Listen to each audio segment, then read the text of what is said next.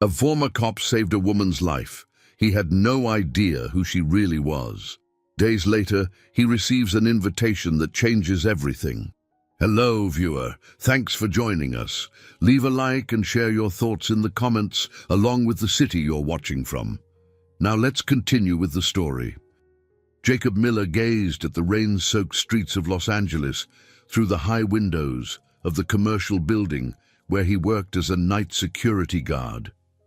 It was nearly 2 a.m., and the glow of neon signs reflected on the puddles that had pooled around the block.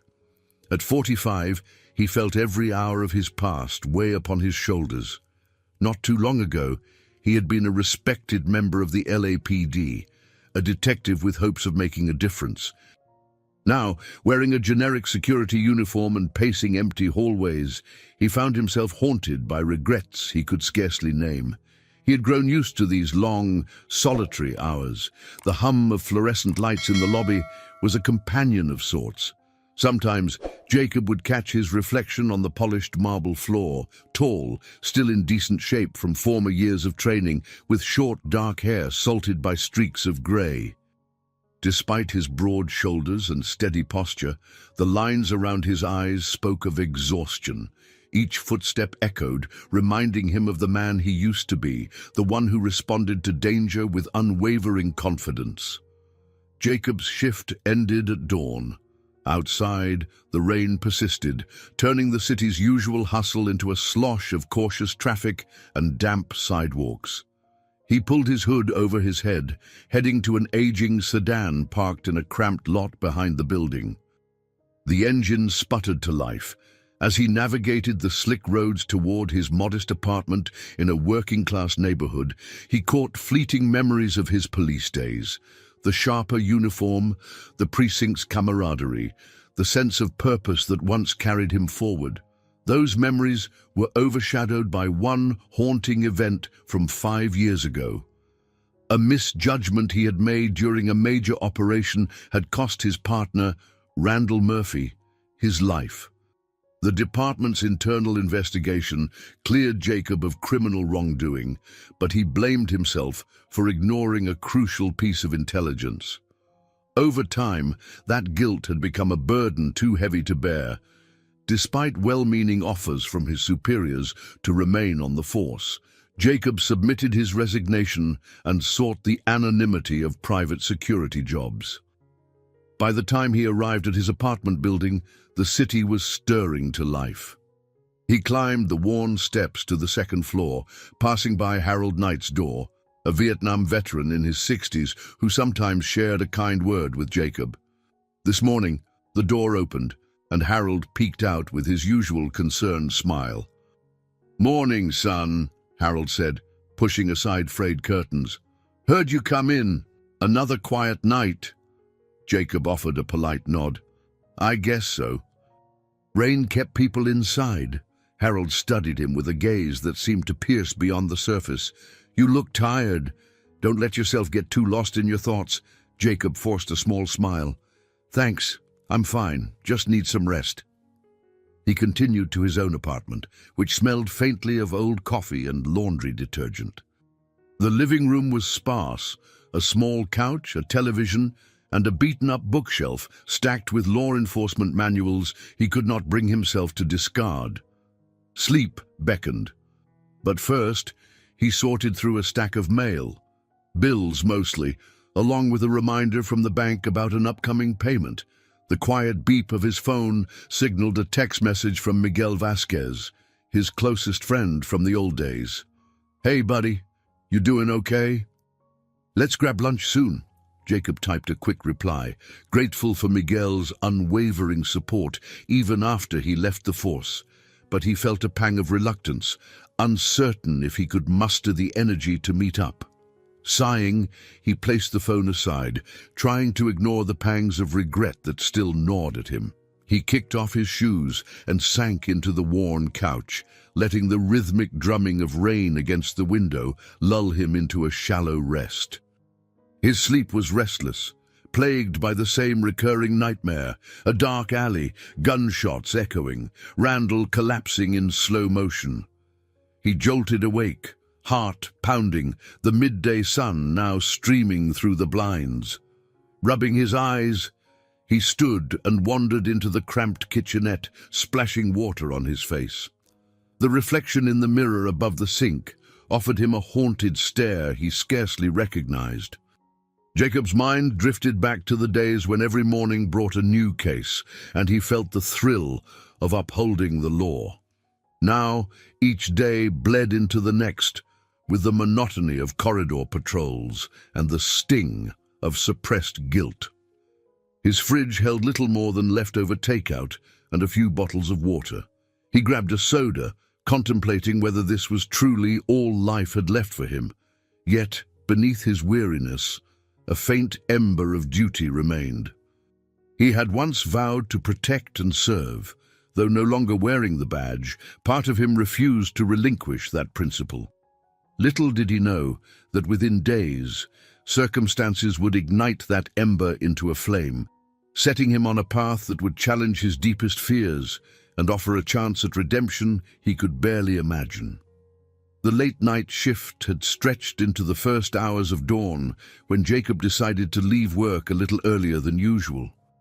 The storm clouds loomed again, thick and menacing, threatening to unleash torrents upon the city. A distant rumble of thunder echoed among the tall buildings, prompting him to hurry out onto the sidewalk. He turned onto a dimly lit side street, hoping to reach his car before the sky opened up. That was when he heard it, a sharp cry, muffled yet urgent. Instinct flicked on like a switch, his senses heightened, each nerve recalling years of training in the LAPD. Looking ahead, he spotted the faint silhouette of two figures cornering a smaller shape against the concrete wall of a closed boutique. Without hesitation, Jacob sprinted forward, ignoring the damp chill seeping through his coat. As he drew closer, he could make out a woman's strained voice. "Get away!" she snapped, clearly frightened. One of the men hissed something back, too low for Jacob to understand. "Hey!" Jacob shouted, stepping into the weak glow of a flickering street lamp. "Leave her alone!" The men turned to face him.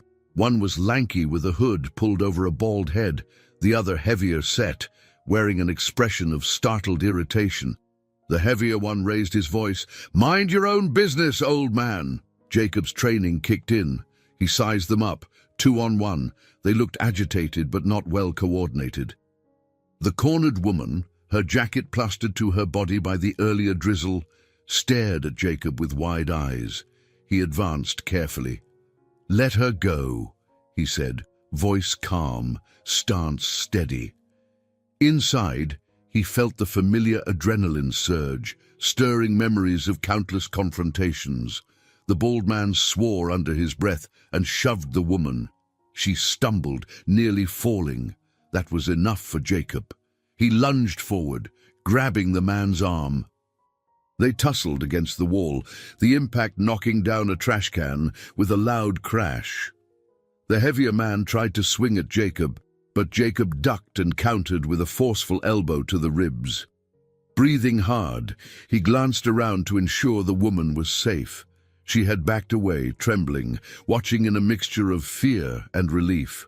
The confrontation lasted no more than a few seconds before both aggressors realized they were outmatched. The bald man cursed, pulling his friend backward. They retreated down the alley, muttering threats as they disappeared into the darkness. Jacob turned to the woman. She was still pressed against the wall, clutching her purse to her chest. Her breathing was rapid, and her eyes darted, trying to process what had just happened. "Are you hurt?" Jacob asked, stepping closer but maintaining a careful distance so as not to startle her. She shook her head, pushing damp strands of hair away from her face.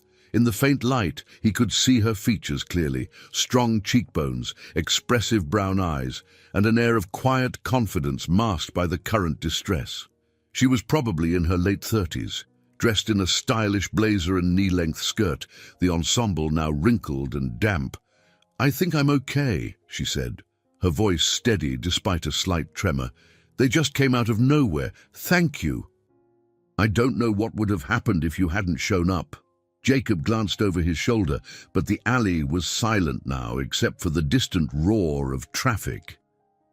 "Could have been a mugging," he offered, though something about it felt off. "Any idea why they targeted you?" She blinked, as if pondering how much to reveal. "No, not really. I guess I just looked like an easy mark tonight." Then she drew a shaky breath. "I'm Amanda, by the way." "Amanda Collins." "Jacob," he replied, offering a curt nod. He noticed a slight tear in her jacket sleeve and a scratch on her forearm. "You sure you're all right?" Amanda followed his gaze to the scratch, realizing for the first time she was bleeding slightly. "It's just a scrape, I'll be fine." She took another moment to steady herself before adding, "Could you walk me to my car? It's just around the corner." Jacob agreed without hesitation. The two of them headed down the alley, the storm clouds finally releasing a drizzle. With one hand, Jacob shielded Amanda from the heavier drops, guiding her carefully around puddles. In the dim streetlight, he caught a glimpse of her staring at him with an expression that mixed gratitude and curiosity. When they reached a sleek black sedan parked at the curb, Amanda thanked him again, her voice soft but resolute. Jacob offered her a faint smile. "I'm glad you're okay." He meant every word. She slipped into the driver's seat, hesitating as if about to say more. Instead, she closed the door gently. Jacob stepped back onto the curb, rain intensifying, uncertain if their paths would ever cross again. The next moment, her sedan pulled away, the taillights glowing red in the swirling mist. A single day had passed since Jacob's late-night altercation with the would-be assailants, and his thoughts were still firmly anchored to that moment. He tried to go about his usual routine, sleeping through the day, working the night shift. But the memory of Amanda Collins remained at the forefront of his mind. There had been something undeniably unsettling about the way those men had confronted her. It hadn't felt like a random mugging. During his break at the security desk, he found himself pulling out a notepad to jot down half-formed theories, names, descriptions, possible motives. Old habits from his detective days resurfaced, and he questioned whether he should reach out to an old friend in the department for more details. Then he tossed the notepad aside, reminding himself that he was no longer a cop. After the shift, he emerged into the pinkish-orange light of dawn. Exhaustion tugged at him, but curiosity ate at him more. Before heading home, he dialed Miguel Vasquez. It took a few rings before the familiar gruff voice came on the line. "Jake, my man," Miguel greeted. "Been a while since I heard from you this early. Everything all right?" Jacob shifted the phone to his other ear. "I'm good, just something came up." He briefly summarized the incident with Amanda, omitting certain details. "It felt strange," he admitted. "You think you could ask around? See if there's been any chatter about similar attacks?"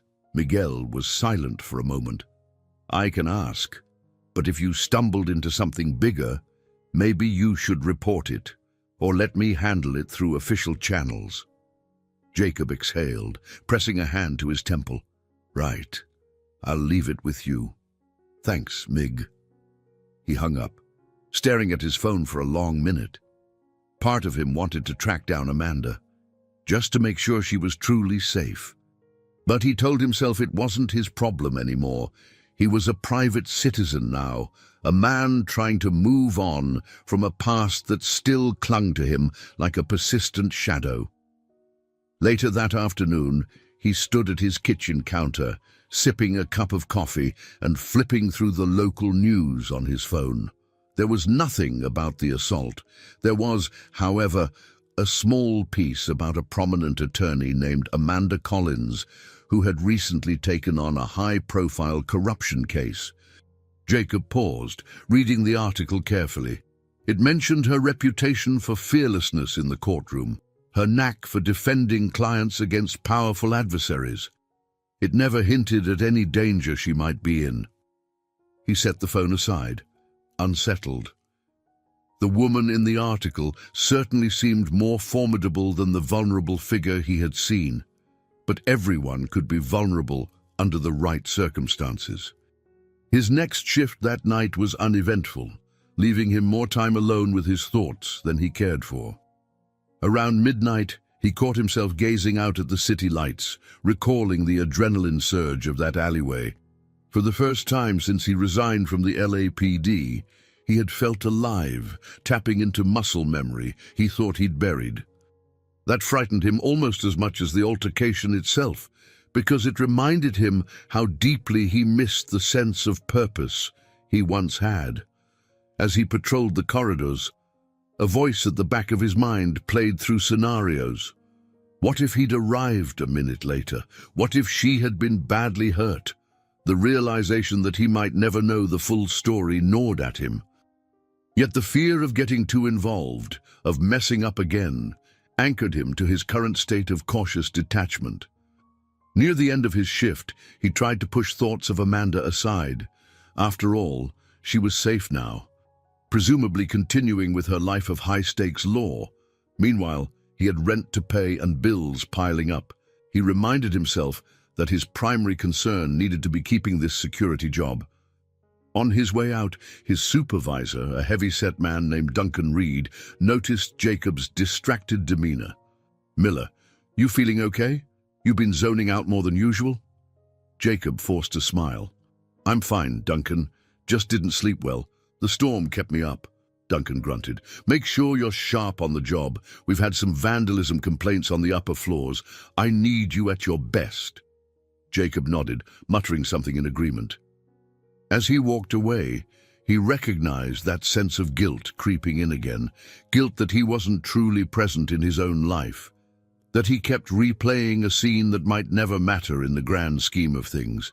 He told himself he would let it go, convinced that the best course was to remain distant. Little did he realize that the distance he tried to keep would soon vanish, pulled away by events already in motion. By the time the weekend arrived, the storm had subsided, leaving Los Angeles under a clear, vivid sky that offered a brief reprieve from the usual smog. Jacob tried to use the sunny afternoon to clear his head. He walked along a local park, nodding at joggers and elderly couples feeding ducks by the pond. It was quiet enough that the echoes of the city seemed distant, yet the mental noise surrounding Amanda's strange attack refused to quiet. His phone rang, jolting him out of his reverie. Seeing Miguel's caller ID, he quickly answered. "Hey, got anything?" Miguel's voice sounded cautious. "Jake, I spoke with a couple of guys at the precinct. There's no official report matching your description, no mention of an attempted mugging near that alley, but there's some talk about a high-profile attorney receiving threats. It's hush-hush, so there's not much detail." "Would that be Amanda Collins?" Jacob's heartbeat quickened. "Possibly, though the detective I talked to didn't confirm a name. He said something about a major corruption case. So yeah, that fits. I'm guessing that might be your lawyer friend." Jacob muttered a low curse under his breath. "I knew something was off." Miguel paused. "Listen, man, you might want to stay out of this. If she's involved in a big case, there could be dangerous people looking to shut her down. Last thing you need is to get tangled up." Jacob let out a weary sigh. "I understand. Thanks." He ended the call, pocketing his phone with a mix of gratitude and frustration. Although he wanted to heed Miguel's warning, a part of him couldn't help feeling responsible for Amanda's safety. After all, he had been the one to break up the assault. He couldn't shake the thought that she might be a target, not of some random criminals, but of well-connected individuals with lethal means. That evening, back in his apartment, he tried to distract himself by flicking through channels on TV. When that failed, he settled at his worn desk and pulled up a search engine. He typed "Amanda Collins attorney" and found pages of results. Her photograph appeared alongside headlines about significant cases, one involving a city council official suspected of embezzlement, another defending a tech entrepreneur embroiled in a fraud scandal. She was well known for her tenacity and was rumored to be unstoppable in the courtroom. Jacob leaned back in his chair, exhaling slowly. Her professional reputation was formidable.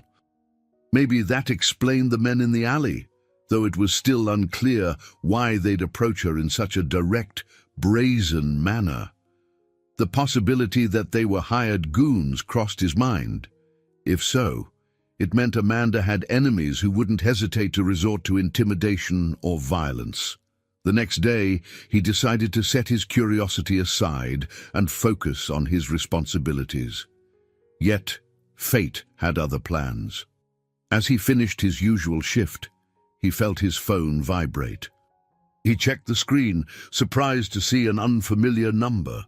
A calm, female voice greeted him when he answered. "Hello, Mr. Miller. My name is Karen Reed. I work with Amanda Collins. She would like to speak with you, if you have a moment." Jacob tensed, feeling a surge of apprehension. He stepped out into the parking lot, away from the handful of people milling near the building entrance. "Sure," he said, swallowing the dryness in his throat. There was a brief pause before Amanda's voice came on. "Jacob, hi. I hope this call isn't a bad time." He closed his eyes, recalling how she had looked that rainy night. "No, it's fine. Everything okay?" A light sigh came through the line. "I wanted to thank you again for what you did. I never got to express it properly. And I also wanted to ask if you might be willing to meet. I promise it won't take much of your time." Jacob felt a flutter of unease. Part of him wanted to keep his distance, but he heard something genuine in her tone. "All right," he said slowly. "Just tell me where and when." They agreed on a small cafe in West Hollywood for the following afternoon. After hanging up, Jacob stood in the parking lot, staring at the city skyline. Something about Amanda's voice had stirred an impulse he thought he had buried. She had sounded both grateful and guarded. It reminded him of the vulnerability he had seen in her eyes that night. He glanced up at the fading daylight, wrestling with a wave of conflict. The sense of duty inside him was undeniable, but so was the memory of his old mistakes. As he climbed into his car, he wondered if he was stepping back into a world that had once brought him both purpose and unbearable regret. Yet something told him there was no turning back now, not if he wanted to reclaim any semblance of the man he used to be. Jacob arrived at the cafe in West Hollywood earlier than planned, a ball of tension knotting in his stomach. The place was modest, with a brick exterior and a large window overlooking the busy street. Inside, the warm lighting cast a comforting glow on rustic wooden tables. He chose a seat in the corner, where he could watch the entrance. Old habits died hard. A few minutes later, Amanda Collins walked in. Gone was the damp blazer from that night. She now wore a crisp beige suit with a pale blue blouse. Her hair was drawn back in a neat twist, and she carried herself with a composed air. Still, Jacob caught the flicker of relief in her eyes when she spotted him. "Thanks for coming," she said, sliding into the seat across from him. The soft hum of chatter around them offered a semblance of privacy. Jacob nodded. "No problem. You wanted to talk?" Before she could respond, a server approached, handing them menus. They both ordered coffee. Amanda requested black with a dash of cream. Jacob went for a simple black brew. Once they were alone again, she leaned forward.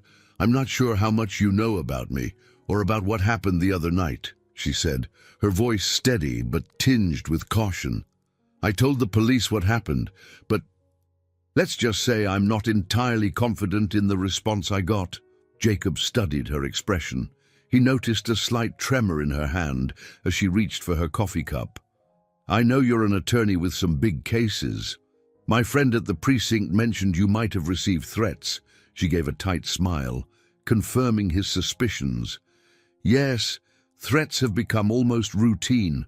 I've handled high-profile cases for years, so I'm no stranger to intimidation. But lately it's escalated. I suspect the men who cornered me that night were sent by someone who wants me to drop a case I'm working on. Jacob's jaw tightened. You seem like you can handle yourself. So why not hire professional bodyguards or a security detail? I already have a personal security consultant, she explained, glancing at her hands, but I'm beginning to realize there are gaps. My team does well at official events, but when it comes to unpredictable situations, I'm not fully confident. You handled yourself so efficiently that night, like someone who knows how to handle danger. He hesitated, feeling a swirl of pride and apprehension. I was with LAPD for many years, so I guess I've got some experience. Amanda's gaze flicked over him, assessing, so it's true. That explains your quick reflexes. I'm going to be direct. I'd like to offer you a job, not because I don't trust my existing security, but because I need someone with law enforcement experience who isn't part of the usual circles. Someone who can think independently and protect me without the potential biases of corporate or private agencies. Jacob's heart pounded. He remembered the excitement and the sense of duty that came from meaningful work, but memories of his old failures also rose to the surface.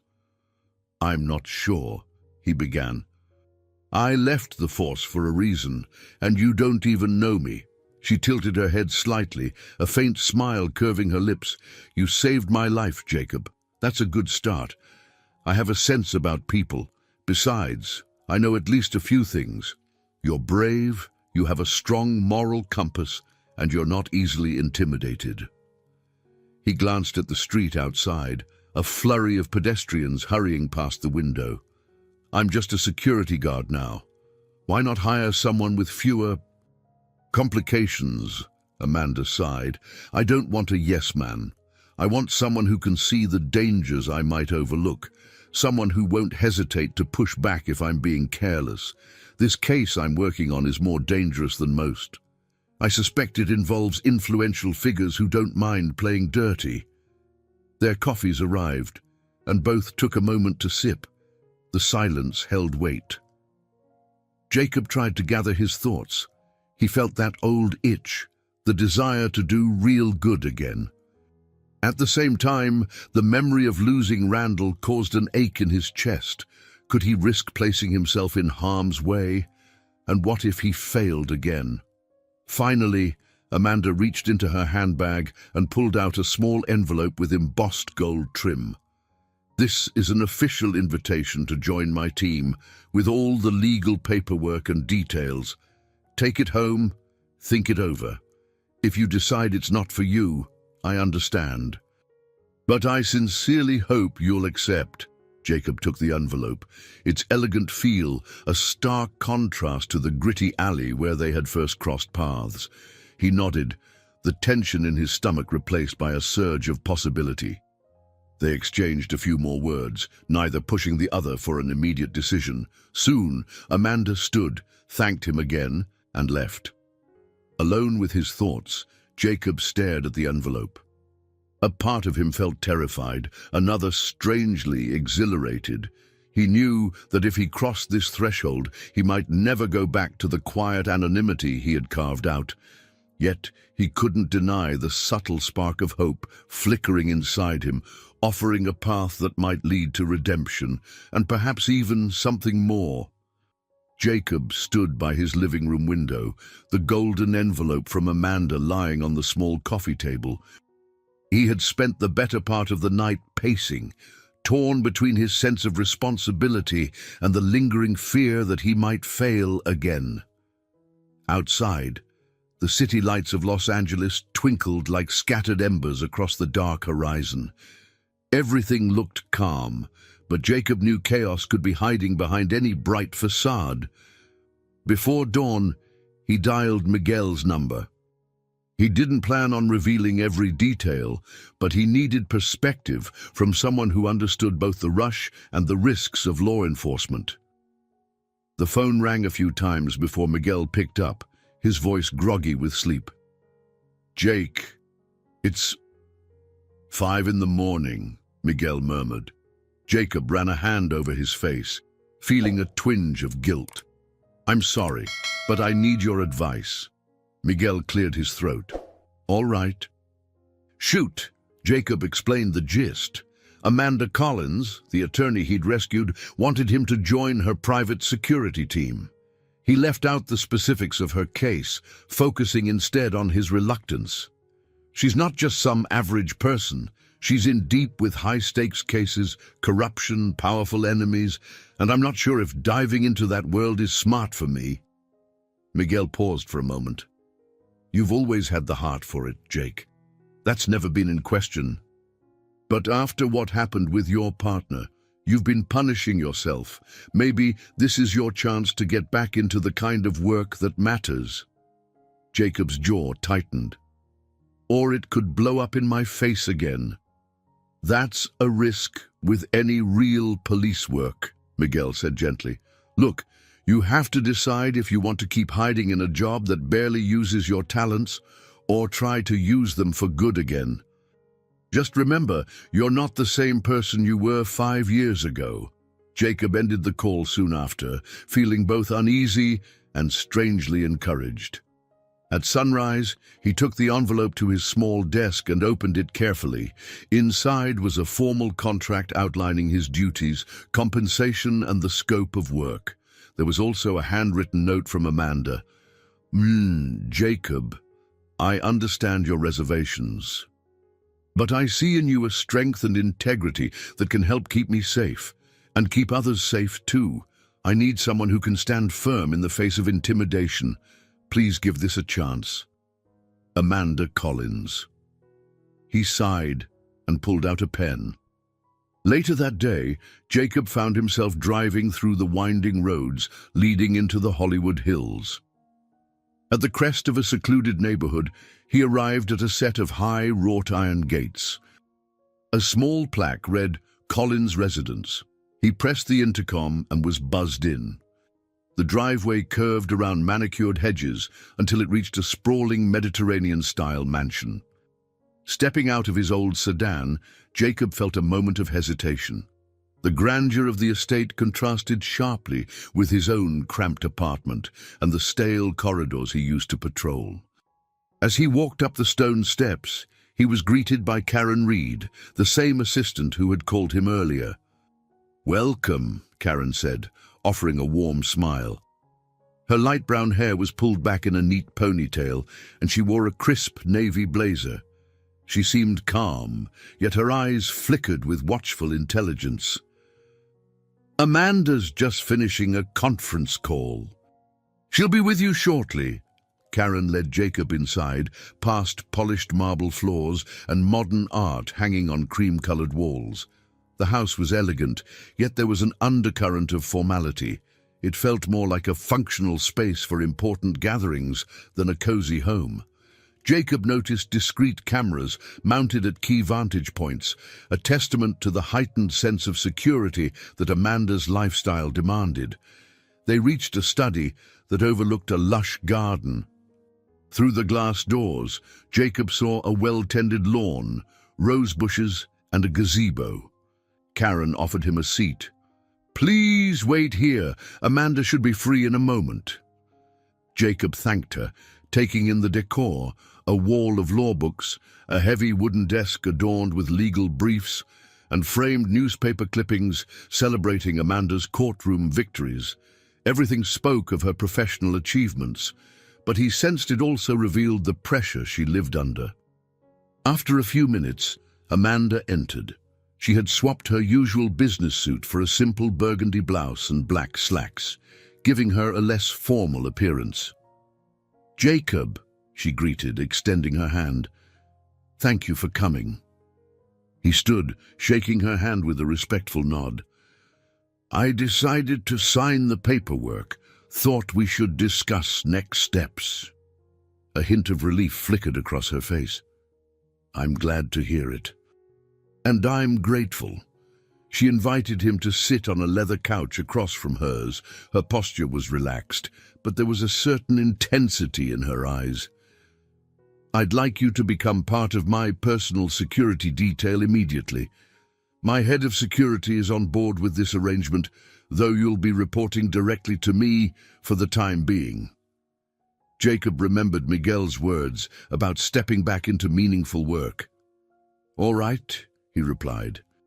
"But I'll need to see how your current team operates. If there are gaps, I'll let you know." "That's exactly what I'm hoping for," Amanda said, her tone firm. "I need more than just a bodyguard. I need insight from someone who understands how criminals think and who won't be afraid to speak up if he sees danger." Jacob nodded. He looked around, absorbing the opulent surroundings. "I'll do what I can to keep you safe," he said, choosing his words carefully. "But I might not be the easiest person to work with.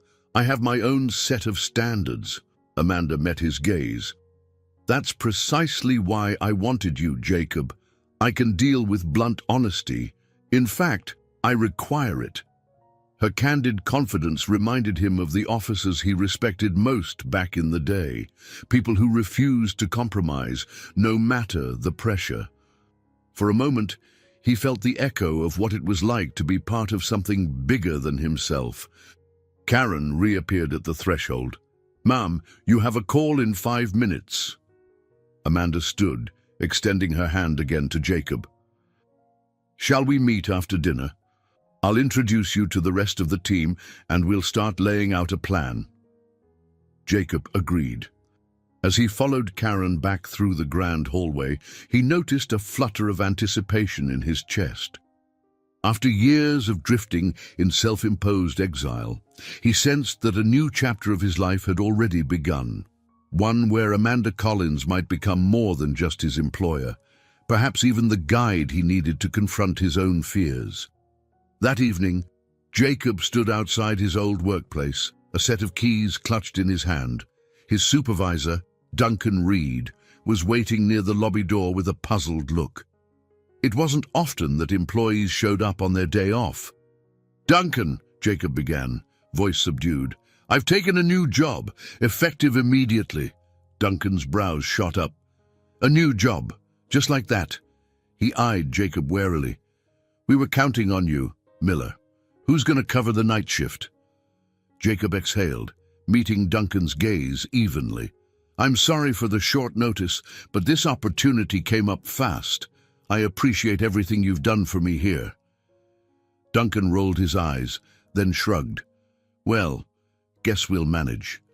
But I got to say, you were one of the reliable ones." Despite the tension, Jacob felt a twinge of gratitude at the compliment. He handed over his security badge.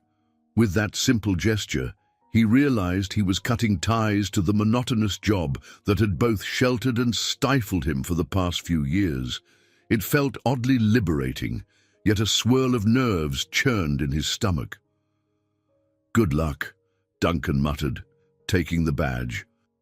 "Whatever you're getting into, I hope it's worth it." Jacob nodded, then headed back to his sedan. He had arranged to gather his final paycheck later, but this moment of closure, however brusque, seemed to mark a definitive transition. Sitting behind the wheel, he stared at the building's glass doors for a long moment. The memory of endless nights patrolling empty corridors flickered in his mind. There had been something comforting in the routine, but comfort had never truly satisfied him. He turned the key in the ignition, feeling a surge of adrenaline as he drove away. Later, he arrived at Amanda's home, greeted by 2 uniformed guards at the gate who waved him in after checking his ID. In the foyer, he waited briefly until Karen appeared, leading him to a spacious living room where several people were gathered. Conversations hummed in low tones as Jacob entered. Amanda, now in a sleek black dress suitable for a professional dinner, stood by the marble fireplace. She beckoned him closer, gesturing to the group. "Jacob, meet my head of security, Nate Thompson, she said, indicating a muscular man in his early 40s with a closely cropped haircut. And this is Lucinda Marquez, my media and public relations advisor. She nodded toward a poised woman in her 30s wearing a tailored suit. Jacob exchanged polite handshakes and noticed that although Nate had a firm grip, his expression remained unreadable. Lucinda gave a curt smile, her eyes darting between Jacob and Amanda as if already analyzing potential headlines. Behind them, a few other staff members chatted quietly. As you know, Amanda continued, her voice projecting calm authority, I've hired Jacob to provide an additional layer of personal security. He has prior law enforcement experience, and I trust his instincts. I'll expect you all to coordinate with him. Nate, please share whatever protocols we currently have in place. Nate's jaw flexed slightly. Sure, I can brief him on our standard procedures, rotating detail, perimeter checks, and event security. We've worked with third-party firms for large gatherings. He paused, looking Jacob up and down. We've handled things pretty well so far. Jacob picked up on the defensive edge in Nate's tone. Stepping in carefully, he replied, I'm not here to undermine your system. I just want to enhance it, if possible. I'll rely on your team's experience. Nate gave a grudging nod, though he didn't exactly smile. Meanwhile, Lucinda sipped her sparkling water and studied Jacob. We need to ensure the media doesn't latch onto the idea that Amanda is panicking. Hiring extra security might spark rumors. We should keep this discreet. Amanda turned to Jacob. Which is why you won't wear a standard uniform. We'll keep you low profile.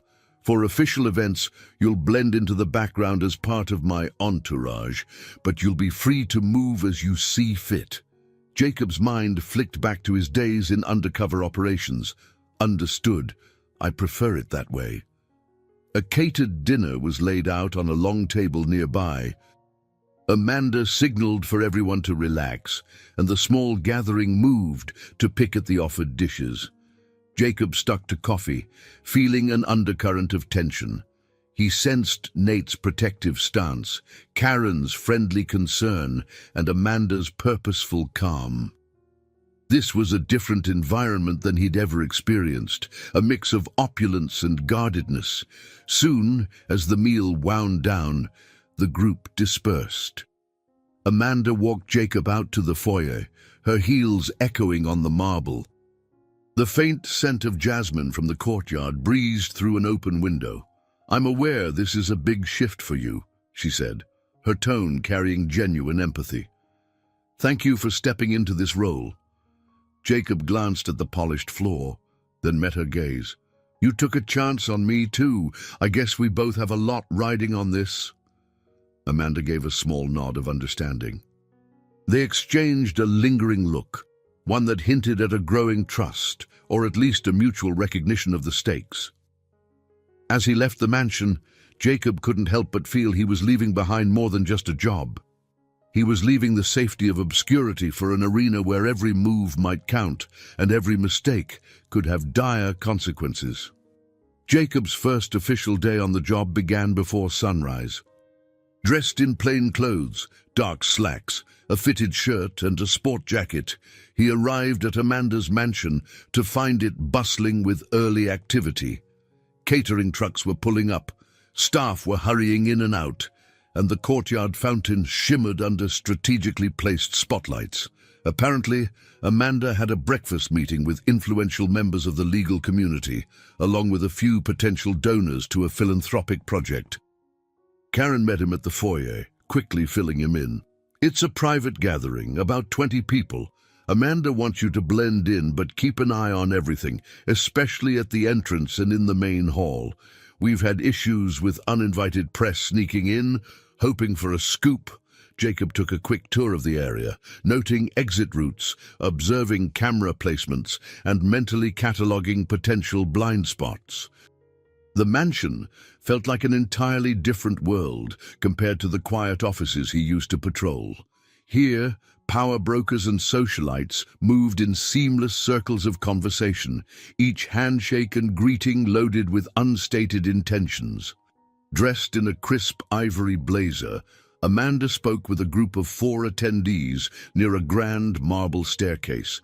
Her demeanor was gracious, her laugh measured. But Jacob, watching from a polite distance, caught the fleeting moments of tension in her eyes. The presence of so many guests in her personal space clearly put her on edge. Nate Thompson, also in plain clothes, hovered by the buffet.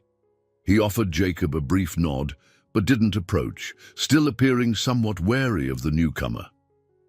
Meanwhile, Karen circulated through the rooms, ensuring the event proceeded smoothly.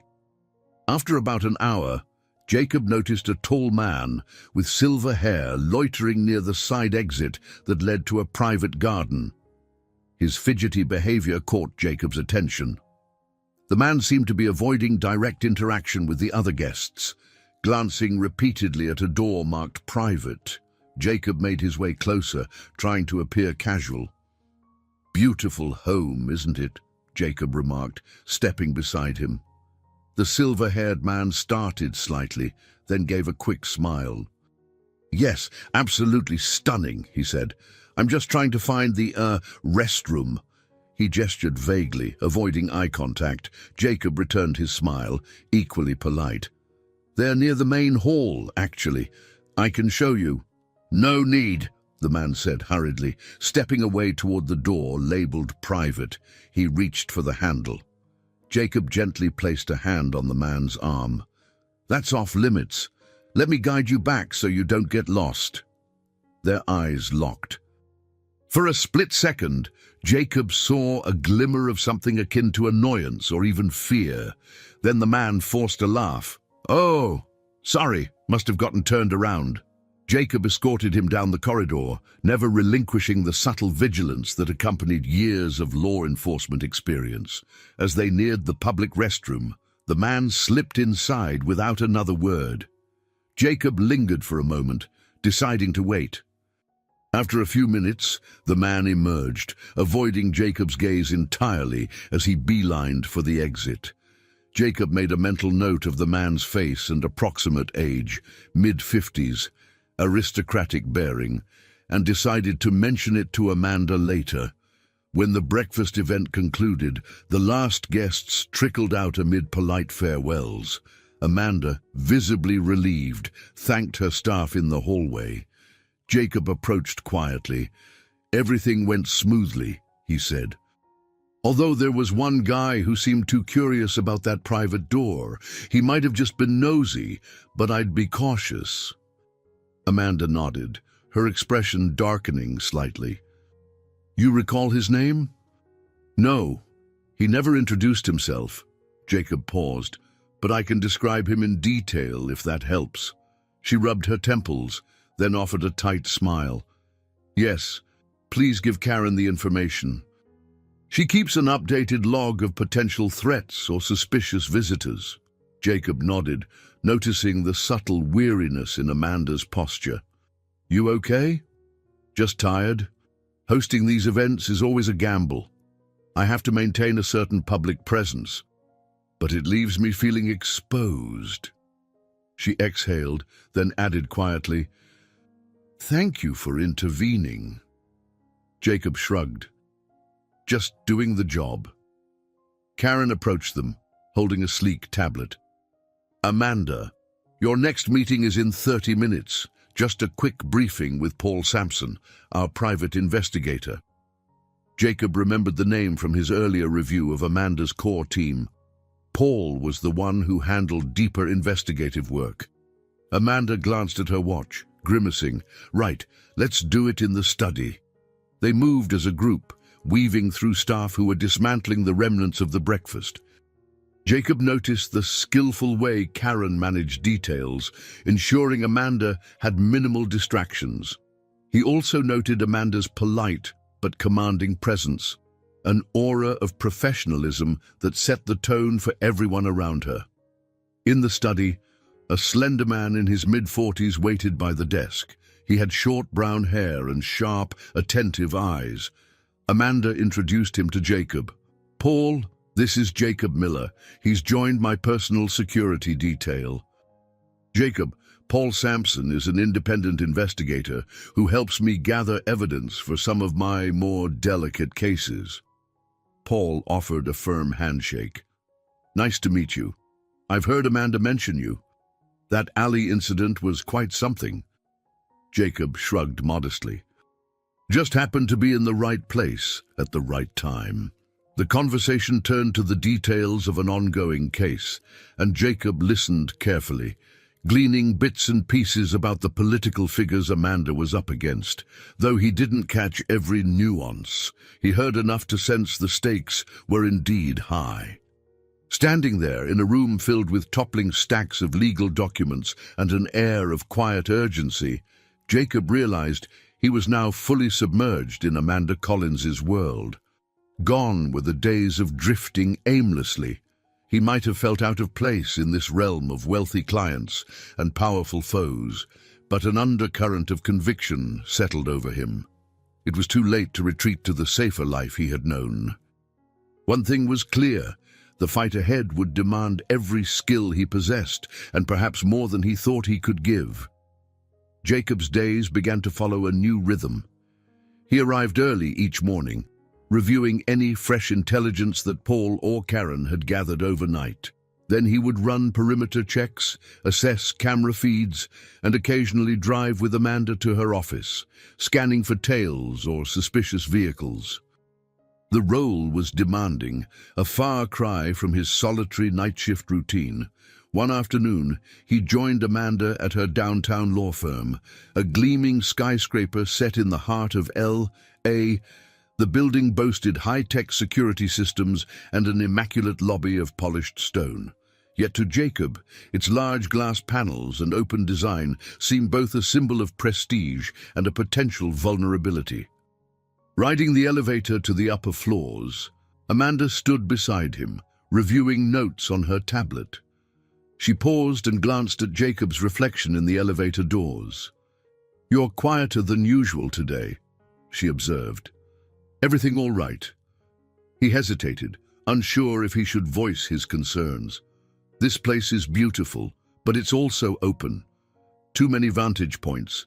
If someone wanted to cause trouble, there are multiple access routes to consider." Amanda sighed. "That's corporate life for you.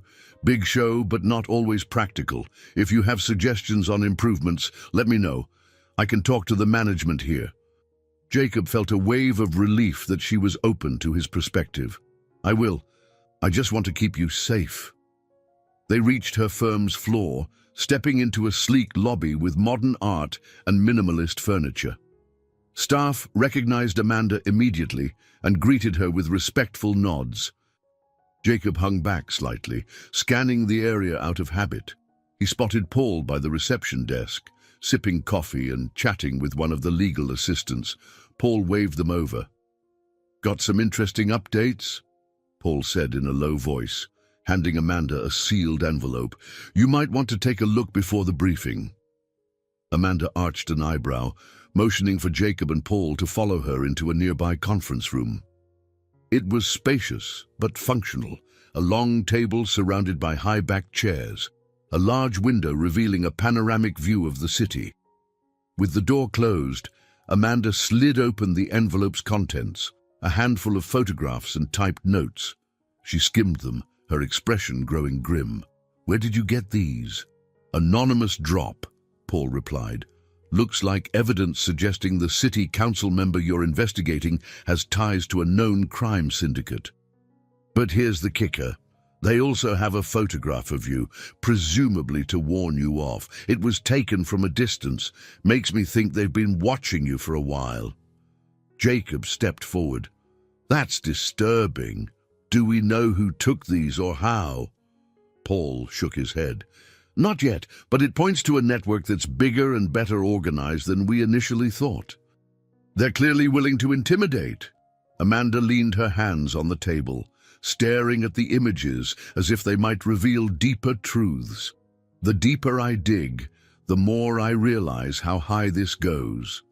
We've got city officials, private investors, maybe even law enforcement in their pocket. Jacob and Paul exchanged concerned looks. This was precisely the kind of entrenched corruption that made typical security measures feel insufficient. Jacob clenched his fists, recalling the times he'd run into bureaucratic stone walls as a detective. Amanda finally straightened. "All right, let's stay focused. We'll continue gathering evidence. Paul, see if you can trace these photos. Jacob, I need you to amp up surveillance when I move around the city. If they're following me, I want to know how." She glanced at the clock, then gathered the photos. "I've got a meeting in 20 minutes. Keep me posted if anything else surfaces." As she departed, Paul offered Jacob a wry grin. "Welcome to the big leagues." Jacob shrugged. "I've played a few major games before, none quite like this one, though." Paul nodded, glancing over the typed notes again. "Just don't underestimate these people. They've probably got resources we can't see yet." Jacob understood. Having spent years on the force, he knew how easily criminals with money could hide their tracks and manipulate officials. But he also felt a flicker of determination. He had once left behind a life of service because he blamed himself for a partner's death. Now he saw a chance to right past wrongs by stepping up to protect someone threatened by the very corruption he had fought against. Before leaving the conference room, Jacob took a moment to study the city skyline through the glass. LA looked bright and sprawling, a patchwork of opportunity and danger. He reflected on the changes in his own life since that first encounter with Amanda. His role now was more complicated than carrying a badge, but in some ways it felt more direct, more personal. He realized he was no longer searching for purpose. It had found him. The day Amanda introduced Jacob to a few of her closest confidants proved revealing. After an intense morning of legal prep, she invited Jacob to join her for lunch at a rooftop cafe downtown. He expected a private conversation, but upon arrival, he found Karen Reed and Paul Sampson already seated at a table with a breathtaking view of the skyline.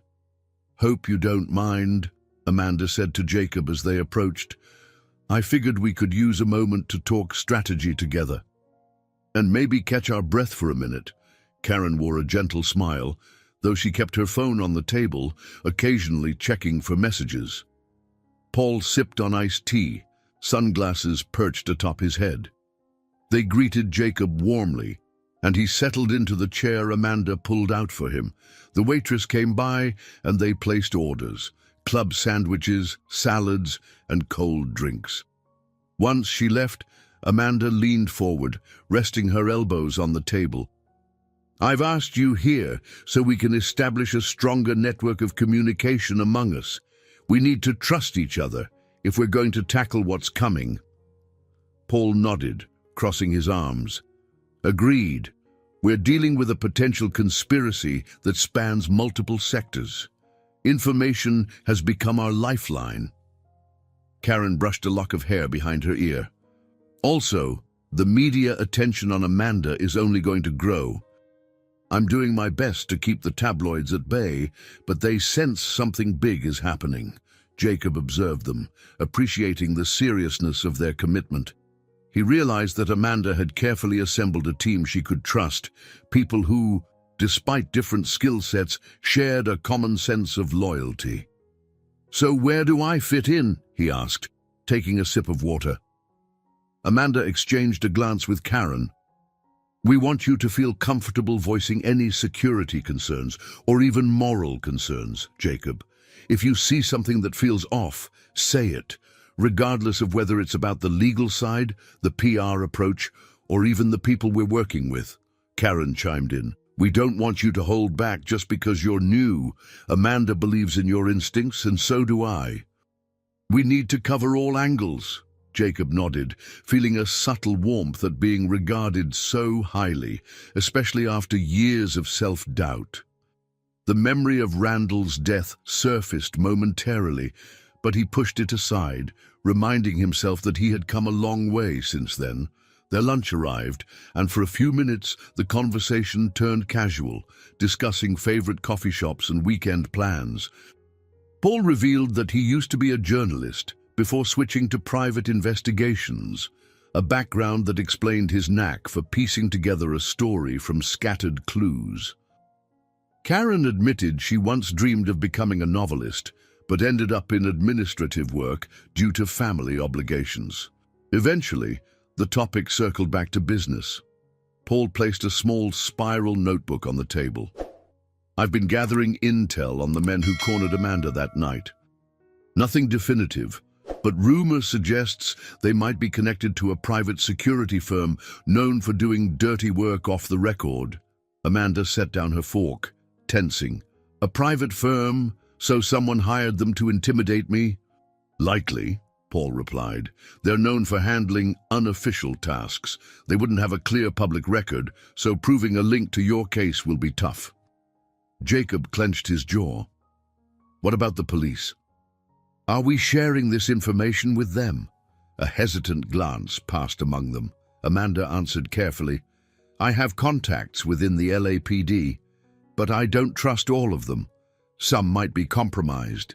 We can't risk leaks right now, not when the stakes are this high." Karen placed a reassuring hand on Jacob's arm. "That's why we need you more than ever. Someone with actual police experience who still has a moral compass." "We'd like you to help Paul dig deeper," quietly. Jacob hesitated, recalling his conversation with Miguel. He didn't want to cross any lines that would jeopardize his friend or put him at odds with the department, but he understood the danger in trusting the wrong people. "Okay," he said, looking at Amanda. "I can reach out discreetly to 1 or 2 officers I know are solid, but no more. And only if you're comfortable with it." She nodded, gratitude flickering in her eyes. "Thank you, Jacob." Just then, the waitress returned to clear plates and refilled drinks. For a brief moment, the 4 of them fell silent, acknowledging the weight of what lay ahead. Karen eventually broke the silence, her tone calmer. "On a lighter note, we can't ignore the human side of this. Amanda, you haven't taken a real break in months. We might all need some downtime before the pressure ramps up further." Amanda offered a faint smile. "After everything is settled, maybe then I'll sleep." Paul chuckled. "I'll believe that when I see it." Jacob listened, reflecting on how each of them was juggling personal sacrifices in pursuit of a cause bigger than themselves. He realized this wasn't just a job for any of them. It was a mission. And in that moment, amid the hum of traffic below and the sweltering sunshine above, he felt a sense of belonging he hadn't experienced since leaving the force.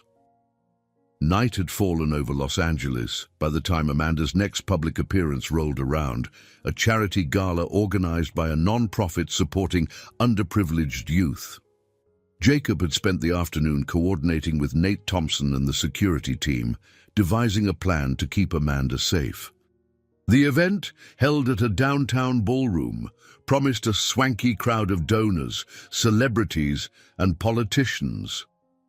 Wearing a tailored black suit, Jacob accompanied Amanda up the marble steps at the venue's entrance. Photographers and reporters lined the walkway, flashes illuminating them in staccato bursts.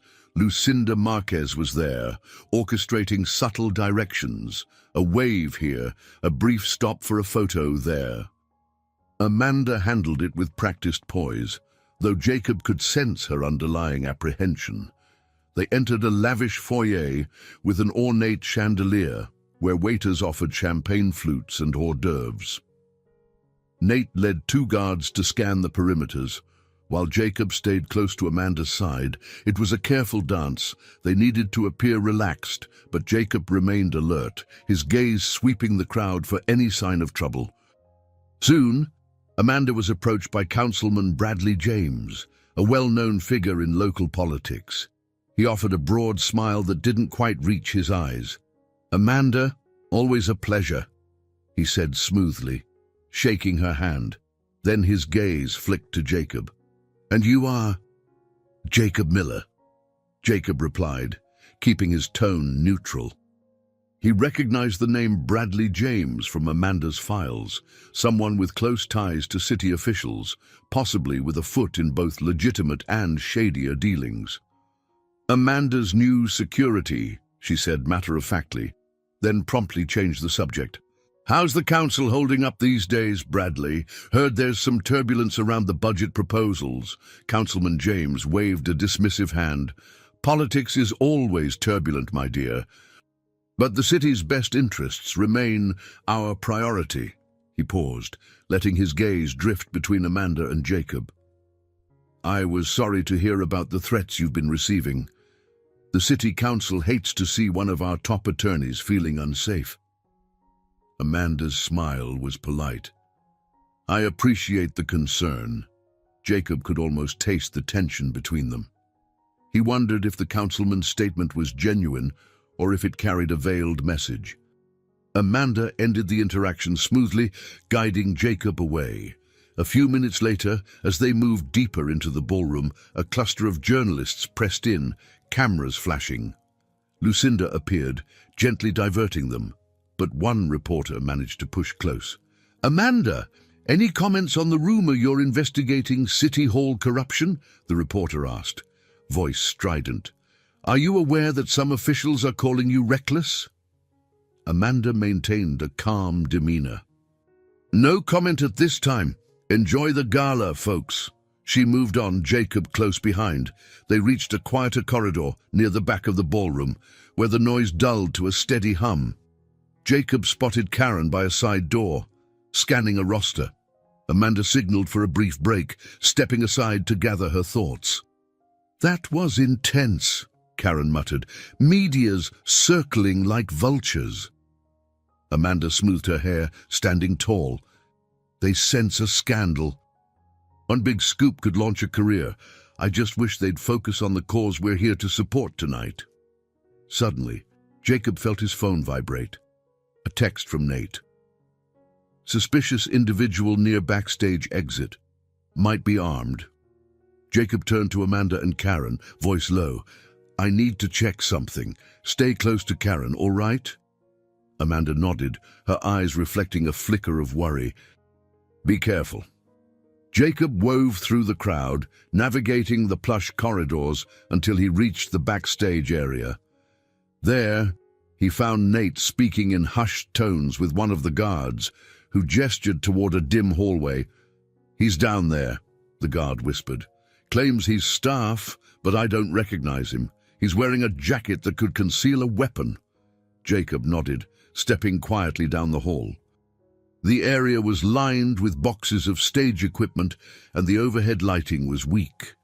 He spotted a figure rummaging through a trunk. If the man was staff, he seemed oddly out of place, his posture tense. Jacob approached cautiously. Excuse me, this is a restricted area. The man turned, eyes wide with surprise. He wore an ID badge that looked a bit too clean, almost like it was freshly printed. Jacob noticed the outline of something bulky beneath the man's jacket. A camera or a firearm? Sorry, pal, the man said, raising his hands. I'm just looking for a power cord for the AV setup. We're short on supplies. Jacob stepped closer, maintaining a calm demeanor. Mind if I see your ID? The man hesitated, a flicker of defiance crossing his face. Sure, he said slowly, reaching for the badge. In one swift motion, he pivoted, trying to bolt past Jacob. Jacob lunged, intercepting him. They grappled briefly. The man shoved Jacob into a stack of boxes, which tumbled over with a loud crash. Alarms rose in Jacob's mind. This wasn't typical staff behavior. Summoning his police instincts, he managed to pin the man's arm behind his back. Nate and the guard rushed down the hall. The suspect squirmed, cursing loudly. When Nate ripped open the man's jacket, a small handgun tumbled to the floor, clattering against the concrete. Jacob's pulse thundered in his ears. Nate barked instructions. confiscating the weapon. In the distance, music played faintly in the ballroom, the party continuing blissfully unaware of the danger backstage. As the guard radioed for police, Jacob secured the man's wrists with zip ties. The suspect glared up at him, silent hatred in his eyes. Jacob couldn't shake the feeling that this incident was tied to Amanda's situation. Why else would someone sneak into an event she was attending, armed and lurking near the exit? He looked down at the subdued intruder, a knot of tension coiling in his stomach. If Amanda really was caught in a conspiracy far larger than either of them had imagined, this might be only the beginning. It was well after midnight when the police finally led the armed intruder away in handcuffs. The charity gala continued inside the ballroom, blissfully unaware of the near disaster that had unfolded backstage. Jacob stood off to one side, speaking quietly with Nate Thompson as the blue and red flashes from the squad car lights painted the corridor in shifting color. "We'll see if this guy actually talks," Nate muttered, crossing his arms over his broad chest. "But I doubt it. He seems more like a hired operative than a random troublemaker." Jacob nodded in agreement. "I've dealt with that type before. They know how to keep their mouths shut." Once the suspect was gone, Jacob and Nate returned to the foyer. Amanda stood with Karen near the exit, her posture rigid but her face composed. Seeing Jacob approach, she waved him over. "What happened back there?" Amanda asked quietly, trying not to draw attention from the straggling guests who lingered by the coat check. "Guy was armed. He claimed to be staff, but obviously that wasn't true," Jacob explained, keeping his voice calm. "We managed to detain him, and the police took him in. We'll see if he reveals anything." Amanda inhaled sharply, her hands tightening around her small evening clutch. "I'm grateful you caught him before anything worse happened. This was supposed to be a night about helping kids, and now we have another reminder that someone wants me out of the picture." Karen touched Amanda's arm, a gesture of reassurance. "Let's get you home. The press is already packing up outside, and I'd rather not give them any more fodder for speculation."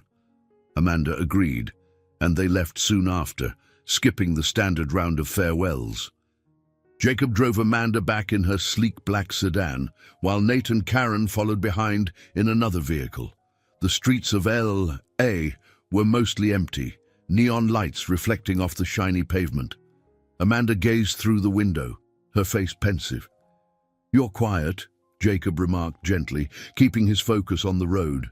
Amanda sighed. "I'm just thinking about how relentless this is becoming. When it was just threats and phone calls, I could handle it.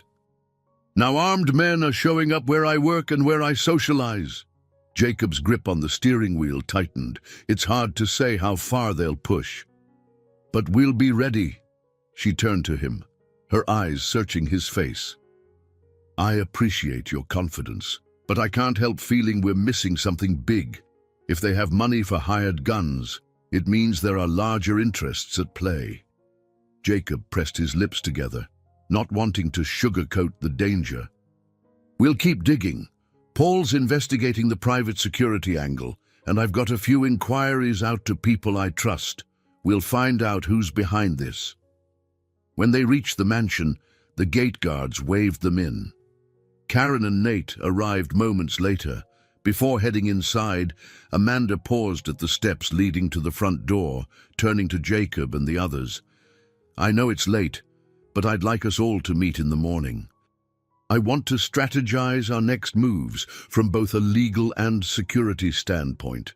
Her gaze swept across them. "We can't stay reactive. We need to be proactive." Everyone agreed. As Amanda and Karen disappeared into the house, Jacob lingered a moment near the driveway with Nate. The tension between them had eased slightly after tonight's incident.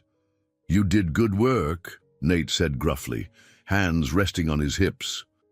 "I know I wasn't exactly thrilled when Amanda brought you on, but you've proven you can handle yourself." Jacob appreciated the honest acknowledgement. "Thanks.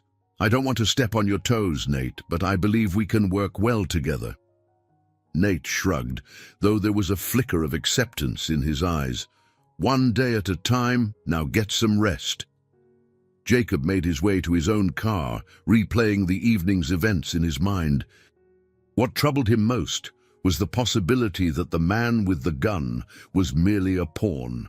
If that was the case, they might soon face more sophisticated attempts to remove Amanda from her legal battles. The risk was real, and it was growing. Back at his apartment, Jacob tossed his jacket over a chair and collapsed onto the couch. Though his body craved sleep, his mind refused to cooperate. He picked up his phone, debating whether to call Miguel to see if the police had booked the intruder under a known alias. At nearly 3 in the morning, it felt pointless. He decided to try to rest instead. Closing his eyes, he reflected on the sense of purpose he had found in protecting Amanda. It gave him something tangible to fight for, a reason to use the instincts he had spent a lifetime honing. Yet in the back of his mind, he couldn't shake the fear that if they failed, the consequences could be life-threatening, not just for Amanda, but for everyone who had chosen to stand beside her. Sunlight streamed through the tall windows of Amanda's mansion the following morning, illuminating the polished floors and casting delicate shadows along the walls. Jacob arrived early for the strategy session, determined to leave no stone unturned. Despite the fatigue from the previous night's incident, a shot of adrenaline coursed through him whenever he thought about the menacing forces lurking in the background. He found Karen in the kitchen, sipping coffee while finalizing some notes on a tablet. She offered him a smile and a fresh mug. "We're meeting in the study in about 10 minutes. Amanda's just wrapping up a call with her investigator." Jacob nodded, gratefully accepting the coffee. "Thanks. You look surprisingly awake after last night." Karen shrugged with a rueful grin. "Caffeine helps, that, and I've gotten used to crisis mode. Working for Amanda is never dull." They headed to the study together, passing a few household staff who were discreetly tidying the hallway. Inside, Amanda sat at her large wooden desk, a laptop open before her, and a neat stack of case files to one side. Paul Sampson stood by the bookshelf, scanning a document. Nate, arms folded, leaned against the mantel of a small fireplace, his expression guarded. "Morning, everyone," Amanda said, gesturing for them to gather around. "Let's start with last night's incident. Any updates on the suspect?" Paul set down his paper. "He's in custody, but he's refusing to talk. No surprise there. The preliminary background check shows a fake name, and the ID badge was counterfeit. Whoever hired him covered their tracks well." Amanda exhaled. "We'll need to keep digging. Meanwhile, I've got a meeting with one of my clients this afternoon. They're nervous about the corruption case, given the threats. Jacob, you'll come with me." Jacob inclined his head. "Of course," Karen cleared her throat.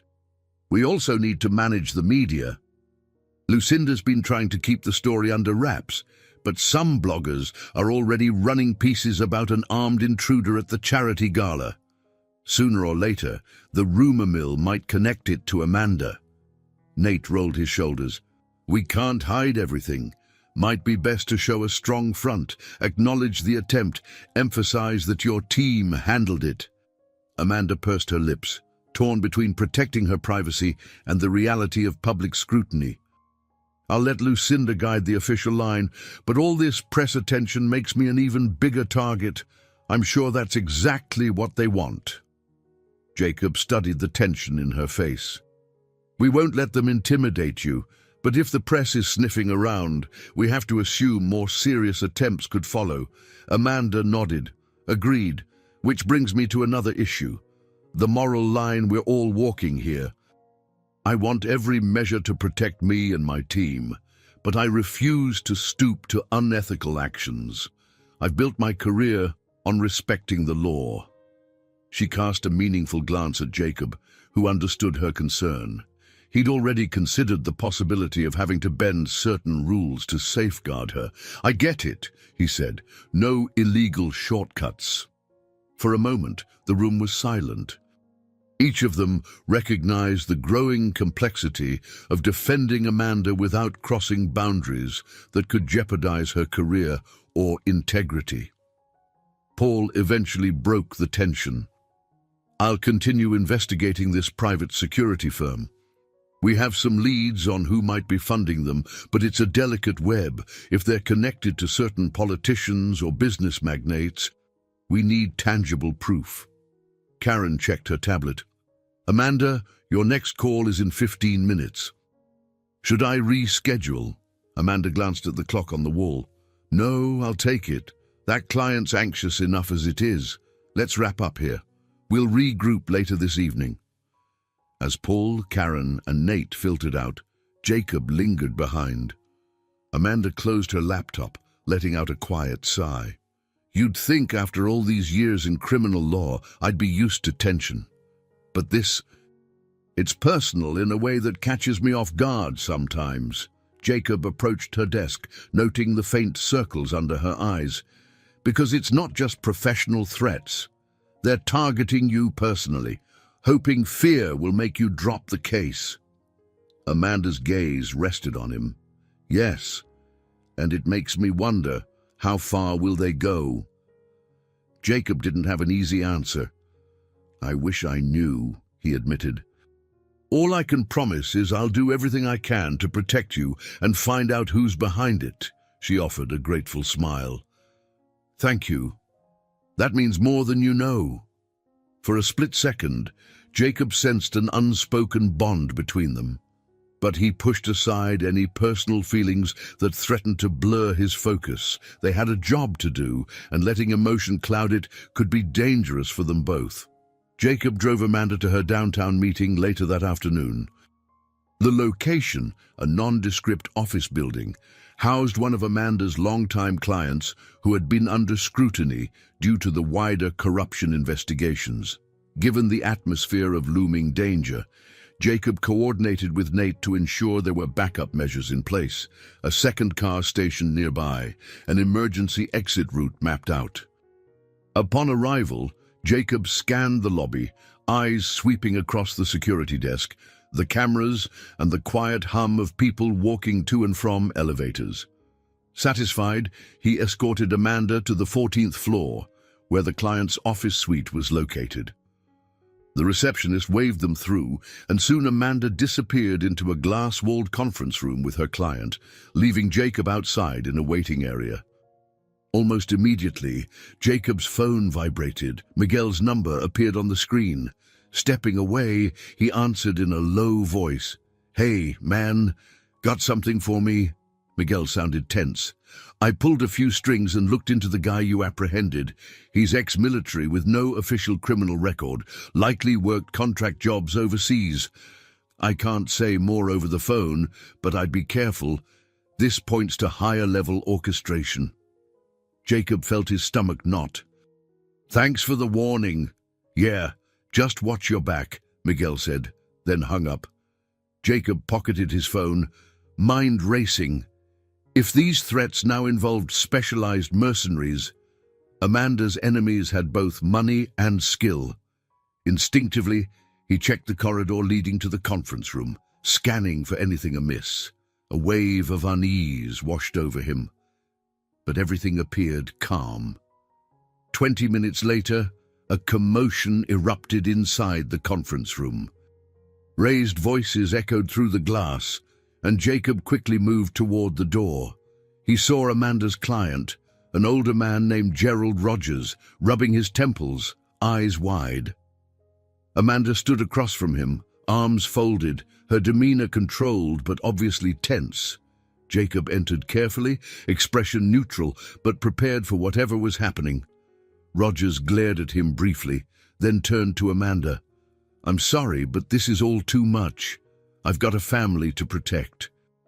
If you're telling me these threats could escalate even further, maybe it's better if I just cut a deal and walk away." Amanda tried to calm him. "Gerald, please. We can't let intimidation dictate justice. If you back out now, everything we've built in your defense might crumble. Rogers slammed a fist on the table. I never signed up for a war. My reputation, my life, these are on the line. Seeing Rogers spiraling into panic, Jacob spoke quietly. Sir, I understand your fear, but the moment you fold, whoever's behind this intimidation wins. That's exactly what they want. Rogers shot him a weary look, then turned back to Amanda. I need time to think. I can't make decisions in this state. Without waiting for a response, he grabbed his briefcase and hurried out, leaving Amanda and Jacob alone. She let out a trembling breath, tension visible in her tight shoulders. This is what they're after, Jacob. To break my client's resolve until all my cases collapse. And if Rogers withdraws, it won't just hurt him. It'll discredit my entire investigation. Jacob glanced at the door through which Rogers had fled. He's scared. People do desperate things when they feel cornered.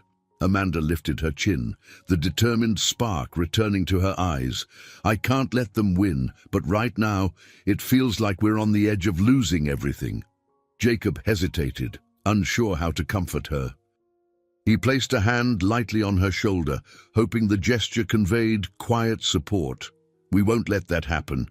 If we have to tighten security around Rogers or any other client, we will. We'll make them feel safe enough to keep fighting. She gave him a grateful nod, though the worry in her gaze didn't fade. I'll talk to Paul about the possibility of extra protection for certain clients. But that might stretch us too thin. They left the conference room shortly after, riding the elevator back down in silence. As they reached the lobby, Karen called Amanda's cell with more unsettling news. Rumors were swirling in the press, suggesting that Amanda's star witness in another corruption case was being pressured to recant testimony. Amanda groaned, and Jacob watched the flicker of fatigue in her eyes.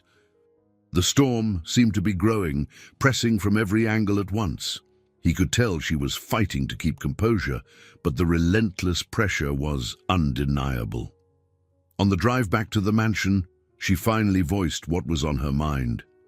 Jacob, if all my clients and witnesses become too terrified to speak, the entire case collapses. And if the case collapses, the people who orchestrated all this corruption remain untouchable. Jacob tightened his hands on the steering wheel. We need a big breakthrough, something to prove you're still standing strong, or evidence that ties these threats directly to your opponents. Amanda nodded, staring out the window as the afternoon sun glinted off skyscrapers. I'm just not sure we can get that breakthrough before they bring us down. Every path seems blocked, every friend or ally uncertain. A lump formed in Jacob's throat, for he too sensed the weight of their predicament. They were straining against a seemingly insurmountable foe, one that used fear as its weapon of choice. He could only hope that in their darkest moments, the loyalty and grit shared among Amanda's team would propel them forward, if they could avoid being overwhelmed first. Night fell quickly, blanketing Los Angeles in a quiet hush. Back at the Collins residence, the core team gathered in Amanda's spacious study. Karen had laid out multiple files on the conference table, while Paul stood near a digital whiteboard, scribbling names and potential connections in marker. Nate leaned against the wall, arms crossed, taking it all in. Jacob took a seat beside Amanda, ready to tackle the evening's planning session. Amanda tapped a printed page. Paul, you mentioned a lead on the private security firm that hired the man from the gala, something about a shell corporation in Nevada. Paul nodded, flipping through his notes. Yes, the firm's official name is Avasec Solutions. They have a minimal online presence. Their listed address is basically a mailbox. The real owners hide behind layers of paperwork. But I've managed to link them to a man named Baxter Wilson, who happens to be an influential lobbyist in Sacramento. Karen let out a low whistle. Lobbyists are well positioned to pull strings without drawing attention. That might explain how they're getting around so easily. Jacob leaned forward. If Baxter Wilson is funneling money to hire mercenaries, we need tangible proof. Otherwise, it's just speculation. Paul tapped the board.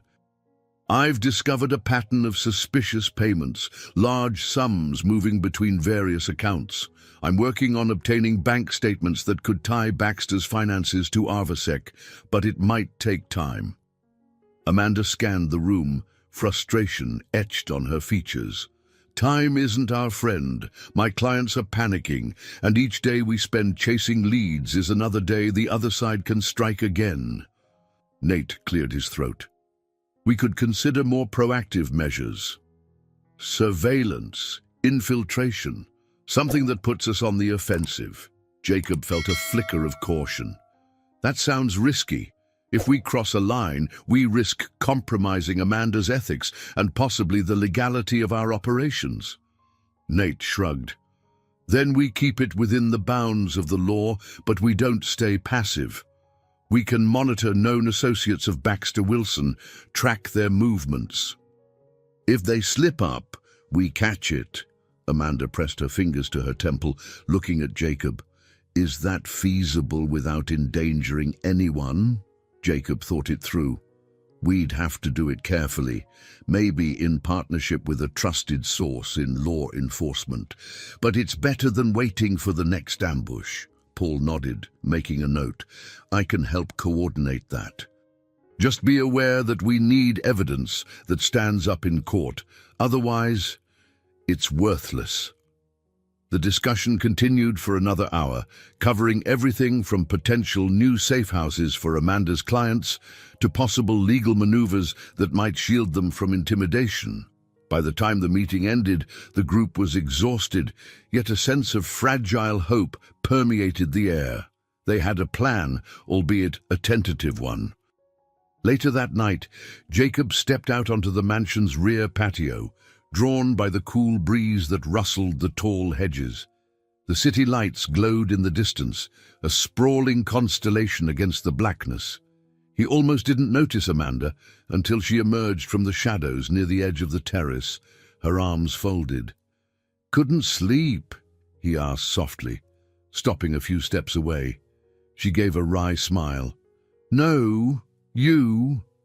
He shook his head. Too many thoughts racing around.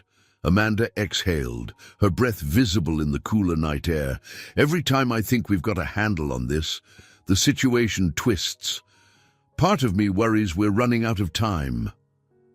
Jacob stepped closer, the soft light from inside the house casting a gentle glow on Amanda's face. We made progress tonight, though.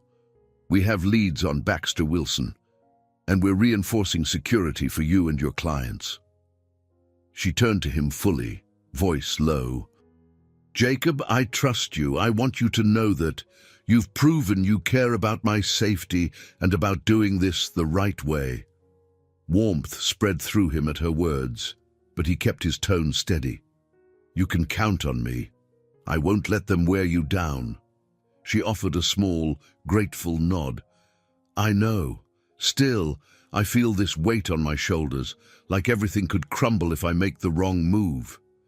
Jacob hesitated, tempted to reach out. His mind flashed to the lingering question of whether their mutual respect and shared moments of vulnerability had begun to cross professional lines.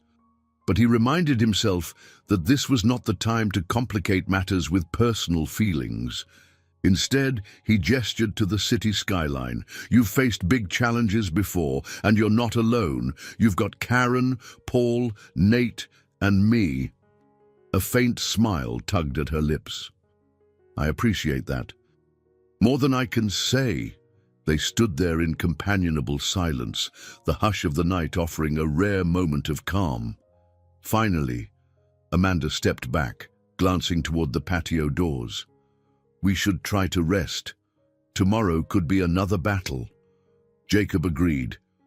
As he watched her walk away, he recognized the determination that held her upright, even under immense pressure. He admired it, perhaps more deeply than he cared to admit. Shaking off the thought, he reminded himself that morning would bring fresh challenges, and he needed to be ready.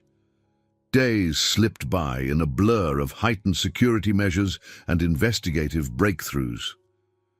Jacob coordinated daily briefings with Nate, carefully assigning guard shifts for Amanda's office trips, public appearances, and even her casual outings. Meanwhile, Paul forged ahead with research on Baxter Wilson, and Karen juggled logistics to ensure Amanda's schedule ran smoothly despite the chaos swirling around them. During one of these briefings, Nate announced some unsettling news. "We've spotted a vehicle trailing Amanda's car multiple times this week. Different drivers, same model, dark SUV with tinted windows. Each time we try to get closer, they peel away." Amanda frowned. Could be private surveillance, or maybe a reporter fishing for a headline. Or, Jacob offered grimly, it's someone connected to Arvasek or Baxter Wilson. They're gathering intel on your routines. Paul chimed in. "I've been cross-checking the license plates we managed to record. They're all rentals, which makes tracing them a dead end." Sighing, Amanda leaned back in her chair. "So they're methodical. I should assume they're building a detailed picture of my habits to strike when they see an opening." Jacob caught the subtle quake in her voice, but she quickly masked it with her usual composure. "We'll keep adjusting your routes," he said, "and swap cars if needed. They won't get an easy shot at you." As the week drew to a close, the team received a call from one of Amanda's high-profile clients, Michelle Hayes, who had uncovered potentially explosive documents tying a local real estate mogul to illegal campaign contributions. Immediately, Amanda set a meeting to review the material and strategize how to integrate it into her broader corruption case. Jacob insisted on robust security for Michelle, anticipating that if these documents were as big as rumored, the conspirators would act swiftly to silence her. In the days leading up to the meeting, the tension among the team soared. Michelle confided in Amanda that anonymous calls had begun ringing her personal cell phone, suggesting she stay quiet if she valued her life. Karen got frantic texts from other witnesses, shaken by rumors that a new wave of intimidation tactics was ramping up. Paul doubled his efforts on infiltration, trying to pin down the networks behind Arvasek. Nate and his guards stepped up patrols around the mansion, even scouring the perimeter at odd hours. Jacob found himself working 14-hour days, sleeping in short bursts on a small cot set up in a spare room near Amanda's office. Each morning, he'd wake stiff and groggy, but the moment he remembered the gravity of their situation, adrenaline kicked in. He reminded himself this was why he took the job, to be in the thick of it, protecting someone who had become more than just a client.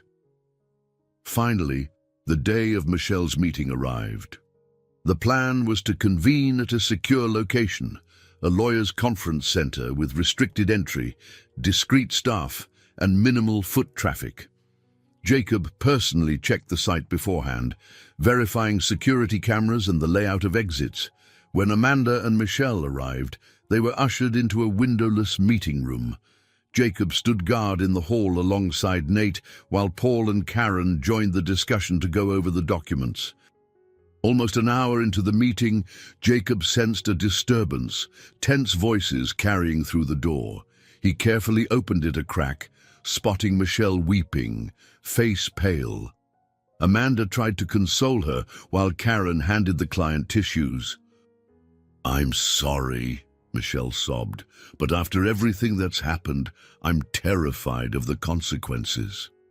If I turn these files over, my name will be public and my family might be in danger." Amanda set a reassuring hand on Michelle's shoulder. "We can request protective measures. I'll see if the district attorney's office can offer something."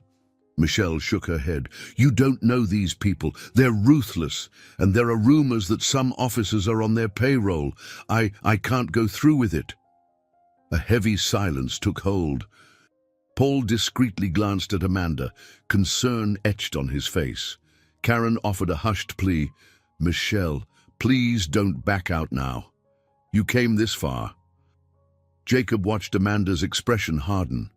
He recognized her resolve, the fierce determination she summoned in moments like this, but he also sensed the fear that threatened to undermine everything. Nate hovered near the corner, fists clenched. He mouthed at Jacob, "We're losing her." Jacob nodded grimly. If Michelle withdrew, the vital evidence she possessed might stay buried forever.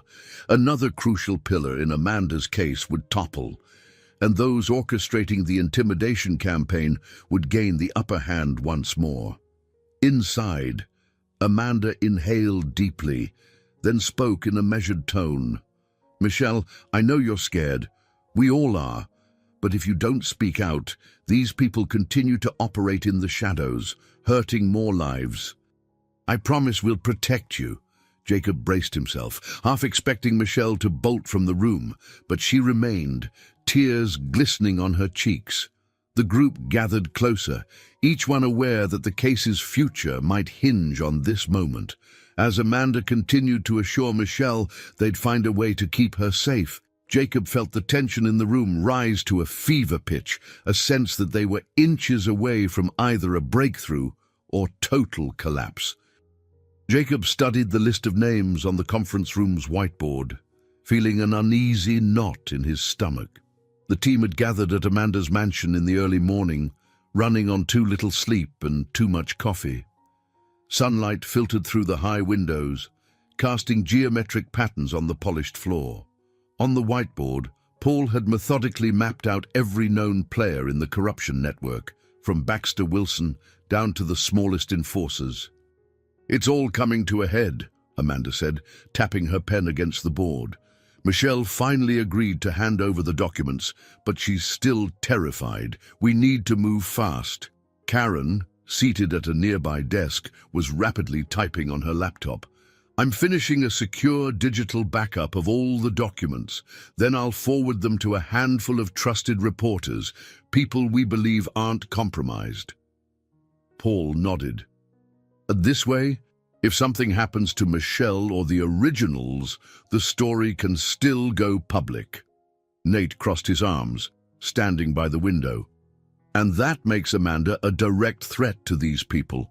They won't just sit back while she circulates incriminating evidence." Jacob glanced at Amanda. She wore a tailored navy suit, her dark hair pulled back in a neat twist. Though her posture was firm, he could see lines of exhaustion bracketing her eyes. "What's your next move?" he asked quietly. Amanda inhaled. "I'm planning to confront a key figure. Gerald Rogers hasn't backed out entirely. He's teetering. He's agreed to a meeting with me and a couple of city officials who aren't corrupt. If we can convince him he'll have support and protection, he might publicly validate Michelle's evidence." Karen stopped typing, looking over her glasses at Amanda. "When is this meeting? Tomorrow morning?"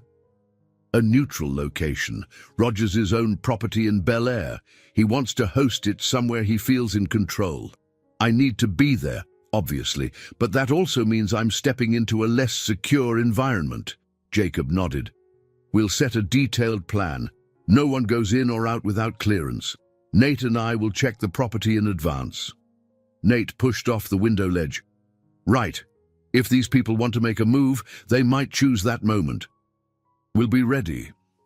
That afternoon, Jacob joined Nate for a reconnaissance trip to Rogers' estate. The winding driveway led to an expansive, gated property with carefully manicured lawns and a main house resembling a French chateau.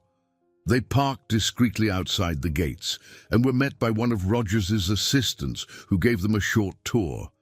Inside, Jacob noted tall windows that allowed for multiple vantage points, both an architectural highlight and a security nightmare. He and Nate meticulously checked exits, noting which ones could be used as escape routes if something went wrong.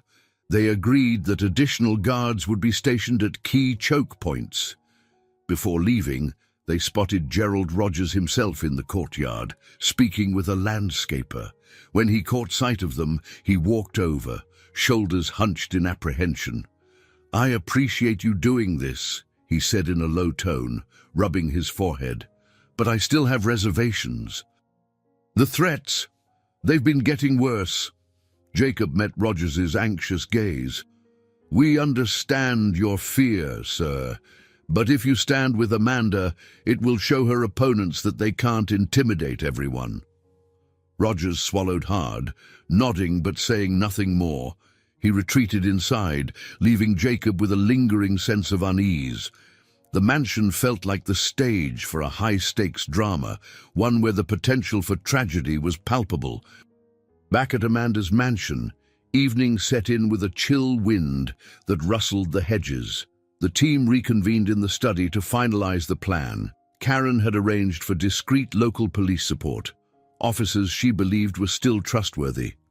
Paul presented a map of Rogers' property with newly marked security checkpoints, escape routes, and vantage points for potential snipers. Amanda studied the layout. "We'll arrive with minimal staff, so it doesn't look like an invasion." "But I want everyone on high alert." Nate nodded. "Understood. I'll position guards outside. Jacob will stay close to you and Rogers." Jacob glanced at Paul. "What about updates on Baxter Wilson?" Paul's face darkened. "He's been laying low. Nothing new on his accounts. Either he's preparing a counterstrike or he's waiting to see if intimidation alone will break your clients." Amanda folded her arms. "I won't let that happen. Tomorrow, with Rogers on board, we can finalize the case's framework. Then I'll release the evidence to the press. They won't be able to bury it once the media gets wind." A heavy silence followed, each of them aware that the coming day carried immense risks. Karen clutched her tablet to her chest as if it were a shield. Nate stared at the map with an air of grim determination. Amanda's gaze swept the room, lingering on Jacob, who sat quietly, projecting calm but feeling a churn of apprehension in his gut. "All right," Amanda finally said. "Get some rest if you can. Tomorrow might be the hardest day we've had yet." They dispersed, leaving Jacob alone for a moment in the study. He stared at the notes pinned to the board, photographs, printed emails, and newspaper clippings, all woven into a tapestry of corruption. He felt the weight of responsibility pressing down on him. If they failed, Amanda's career, and perhaps even her life, would be in jeopardy. Yet, in the midst of it all, he was determined not to repeat the mistakes of his past, where hesitation and a misjudgment had cost his partner everything. Running a hand through his short hair, Jacob exhaled, then headed to his temporary room, the tension coiling in his muscles. Tomorrow, everything could change, for better or for worse. Jacob awoke before dawn, the sky outside a deep blue tinged with faint gold. Though he hadn't slept well, the knot in his stomach told him it was time to face the day. He dressed in a dark suit, ensured his sidearm was secure in its concealed holster, and stepped into the quiet hallway. He found Amanda in the small breakfast nook, cradling a mug of coffee. She wore a charcoal grey pantsuit that matched the solemnity of the morning's mission. A tired smile crossed her face as she spotted Jacob. "Couldn't sleep either?" she asked softly. He shook his head. "Too many thoughts." "You?" Amanda sipped her coffee, staring at a half-empty plate of toast. "Been up since 3. I keep thinking through every angle of how today might play out." Jacob took a seat across from her, feeling the tension in the air. "We've prepared as best we can. Nate and I checked Rogers' estate. Karen and Paul are coordinating backup. You've got me right next to you. We'll handle this." For a brief moment, her gaze softened.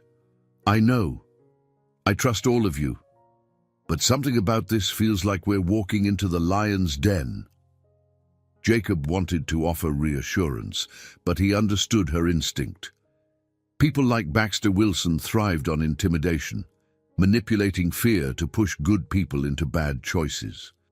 "If we do our jobs, you'll be safe," he said, trying to inject confidence into his tone. "We just need Gerald Rogers to stick with us." Amanda nodded, taking another slow sip. "He's key. If we can keep him from backing out, The case stays strong. If not, everything falls apart. As sunlight finally broke over the horizon, they stood. "Let's get going," Amanda said. "I'd rather not linger." The drive to Bel Air took place in a convoy of 2 cars, Amanda and Jacob in one, Nate and Karen in the other. Paul stayed behind, ready to disseminate the evidence if all went well or if things went very wrong. Amanda stared out the window at the manicured neighborhoods, lost in thought. Jacob occasionally glanced her way, noting the tight line of her jaw. "Is there anything you want to talk about?" he finally ventured. She turned her gaze from the window, her eyes reflecting a complicated mixture of anxiety and resolve. "I was thinking about how much has changed in the past couple of weeks. I went from believing I could handle everything myself to realizing I need help. And not just professional security. I need allies." Jacob gripped the steering wheel. "That's normal. Facing something like this alone is impossible." Her features softened. "It's more than that. I used to think vulnerability was a weakness, but having all of you, Karen, Paul, Nate, and you especially, has made me see that letting people in can be a strength." Warmth spread through Jacob, but he didn't let it distract him. "I'm glad to be part of it," he said simply, pulling his attention back to the road as they approached the gates of Rogers's estate. Inside, the atmosphere crackled with anticipation. Several local police officers, previously vetted by Karen, stood discreetly along the driveway. Nate conferred with them, finalizing positions. Rogers appeared on the front steps, looking anxious but determined. Jacob and Amanda exited the car, scanning the area. The estate's grandeur felt overshadowed by the seriousness of the occasion. Rogers waved them toward a drawing room just off the main foyer, where a pair of city officials waited, a district attorney's representative and a respected judge known for integrity. The meeting began with formal introductions, but tension underpinned every word. The officials asked Rogers pointed questions about the documents Michelle had passed along. Amanda offered clarifications on how they fit into her broader corruption case. Outside the drawing room windows, uniformed guards patrolled the lawns. As the discussion deepened, Gerald Rogers's initial unease slowly gave way to cautious optimism.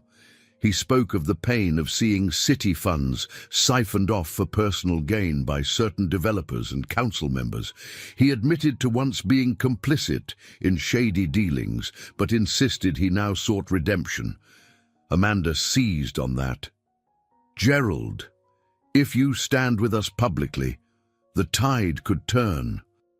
You're influential enough to draw attention to these crimes, but you must be prepared for backlash." Rogers exhaled, his gaze drifting to the window where a uniformed officer strolled by. "I'm committed, but it's still terrifying." The district attorney's representative chimed in. "We can work on protective measures for you and your family if you testify." A flicker of relief passed over Rogers's face. "Then I'll do it," he said, voice trembling. "Let's make this official. I'll sign a statement, and we can schedule a press conference." Amanda gave him a grateful nod. "You're making the right choice." Jacob stood near the doorway, ever watchful. Though the meeting seemed successful, he couldn't shake a certain foreboding. The house was too silent, the air too charged with possibility. He reminded himself to stay vigilant. Whatever had driven the conspirators to hire armed operatives wouldn't simply vanish now that Rogers was cooperating. Amanda glanced over at him, as if sensing his unease. Their eyes met for a moment. Neither spoke, but the shared look acknowledged the enormous risk they were taking. They both knew the confrontation with their unseen enemies was reaching a critical point, and they could only hope that their preparations would hold strong when the inevitable blow landed. Despite the heightened security, the meeting at Rogers's estate concluded without incident. The officials departed with a plan to coordinate a press conference later in the week. Rogers ate, visibly relieved and emboldened, promised to stand by Amanda's side. Even so, Jacob scanned the grounds before they left, making certain nothing lurked in the shadows. On the drive back to the mansion, Amanda seemed buoyed by a rare sense of optimism. "I can't believe it went so smoothly," she said, fiddling with her phone to send updates to Karen. "Rogers sounded sincere for once. If he follows through, this is the break we needed." Jacob nodded, but his gaze lingered on the rearview mirror, eyeing the traffic behind them. "It is good news, but let's not drop our guard. There's a strong chance Wilson and his associates will retaliate. Rogers defecting from their plan is a big blow." Amanda's phone chimed with a message. She glanced at it and her face lit up. "Karen says Michelle's statement has been officially notarized. We can incorporate it into the press conference. This is coming together, Jacob." He managed a faint smile. "It's progress, but keep in mind what we're dealing with. Powerful people who are used to getting their way. They might not let this stand without a fight." She gave a sober nod. "You're right. Let's finalize everything with the rest of the team." They returned to find Paul pacing in Amanda's study, a cell phone pressed to his ear. As soon as they stepped inside, he hung up and hurried over. "We've got a problem," he said, voice low. "Rumors are circulating that Baxter Wilson's group is planning a serious move. I'm hearing chatter from my sources, whispers about taking care of Collins once and for all." Amanda's face went pale. "So the gloves are off." Paul ran a hand through his hair. "Seems so. The success at Rogers's place might have triggered this." Jacob felt a jolt of tension rocket through him. "We knew they'd respond, but if they're escalating, we need to be 2 steps ahead." Nate entered, catching the tail end of the conversation. "So we fortify. We keep Amanda out of sight unless absolutely necessary. Double every checkpoint." Amanda lifted a hand to quell the rising anxiety. "We can't hide forever. We have a press conference scheduled. I need to be there if we want to make these revelations hit the news cycle properly." An uneasy silence fell, broken finally by Karen, who stepped in with measured calm. "What if we arrange a secure location for the press conference, something the police can seal off, then we transport Amanda there in an unmarked vehicle at the last minute?" Amanda considered it. "That could work. Let's coordinate with the DA's office. They're officially part of this, so maybe they can help," Jacob agreed. "Yes. Meanwhile, I'll stay close to you. If Wilson's group tries anything, they'll have to go through me." A moment passed as the group exchanged determined looks. The atmosphere was grim, yet laced with a steely resolve. They had come too far to back down now. Over the next few days, the team solidified their strategy. Karen and Lucinda Marquez coordinated media invitations on short notice, ensuring the event remained semi-secret until the morning of the announcement. Nate delegated additional guards to watch Amanda's home and office around the clock. Paul gathered final documents, cross-referencing names with bank statements that placed Baxter Wilson at the center of the corruption web. All the while, Jacob felt the weight of his own responsibilities. He rarely left Amanda's side, accompanying her on quick trips between the mansion and her law firm. One evening, on the short ride back from a late-night client meeting, Amanda turned to him, her voice tinged with a mix of appreciation and concern. "You've sacrificed a lot for me, Jacob. Your time, your peace of mind," she said, resting a hand over the folder in her lap. "I hope you know how grateful I am." He glanced at her briefly, then returned his eyes to the road. "It's not just about you," he said quietly. "It's about doing what's right. I left the force because I thought I couldn't handle failing again. But being here, protecting you, it's helped me see that I still have something valuable to offer." She watched him, silent for a moment. "You've saved me more than once, literally and figuratively." Jacob felt a flicker of warmth at her words. Let's not celebrate too soon. We have a press conference that could set off a firestorm. We have to stay focused. Amanda nodded. I know. Still, I wanted to say it now, in case things get complicated. They pulled into the mansion's driveway, the headlights illuminating the front gates. Jacob parked, turning off the engine. As they stepped out, he noticed she lingered near him, as though seeking reassurance. He obliged by offering a faint, confident nod. The truth was, he also drew comfort from her presence, an unspoken connection formed through facing adversity side by side. Inside, the mansion was quieter than usual, with security personnel stationed discreetly. Karen had left a note saying she'd gone to finalize press logistics. Nate was checking the perimeter. Paul was hunched over his laptop in the study. Amanda paused at the base of the grand staircase. Tomorrow, we make everything public. No more secrets. It feels like stepping off a cliff, hoping we land on solid ground. Jacob removed his jacket and draped it over a chair.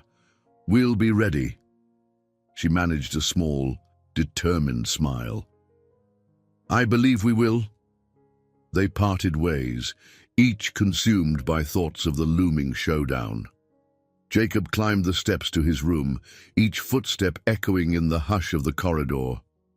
In less than 24 hours, the fate of Amanda's case, and perhaps their own futures, would be tested in a confrontation he sensed could change both of their lives forever.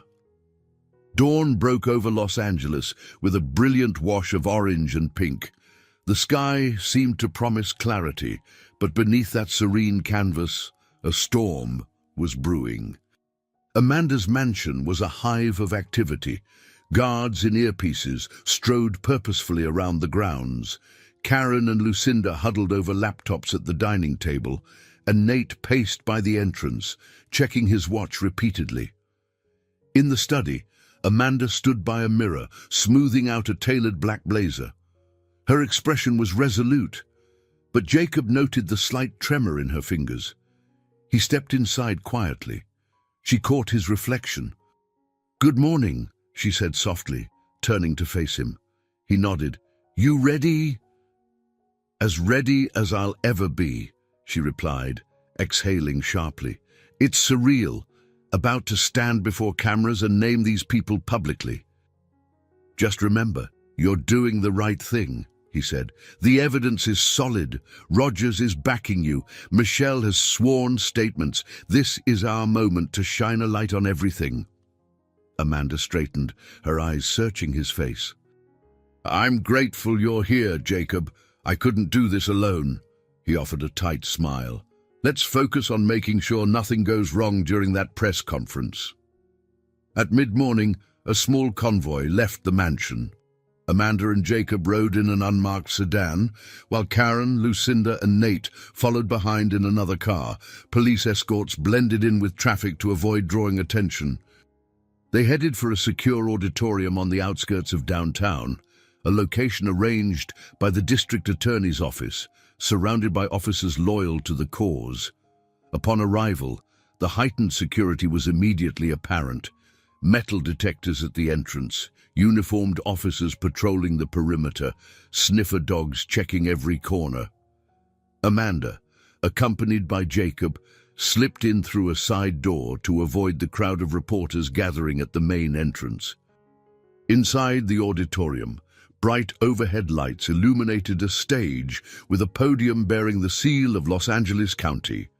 Rows of folding chairs faced it, gradually filling with journalists, lawyers, and a few public figures. Gerald Rogers stood near the backstage curtains, talking quietly with the district attorney's representative.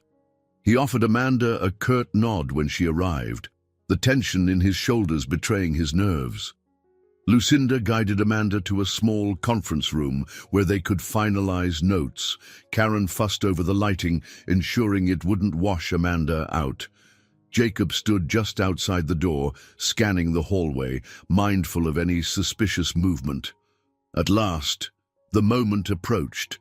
The district attorney's representative stepped onto the stage. greeting the audience with a short statement about corruption in city governance. Then he introduced Amanda Collins. Walking onto the stage, Amanda faced a sea of cameras, microphones, and determined faces. Jacob watched from the wings, heart hammering in solidarity.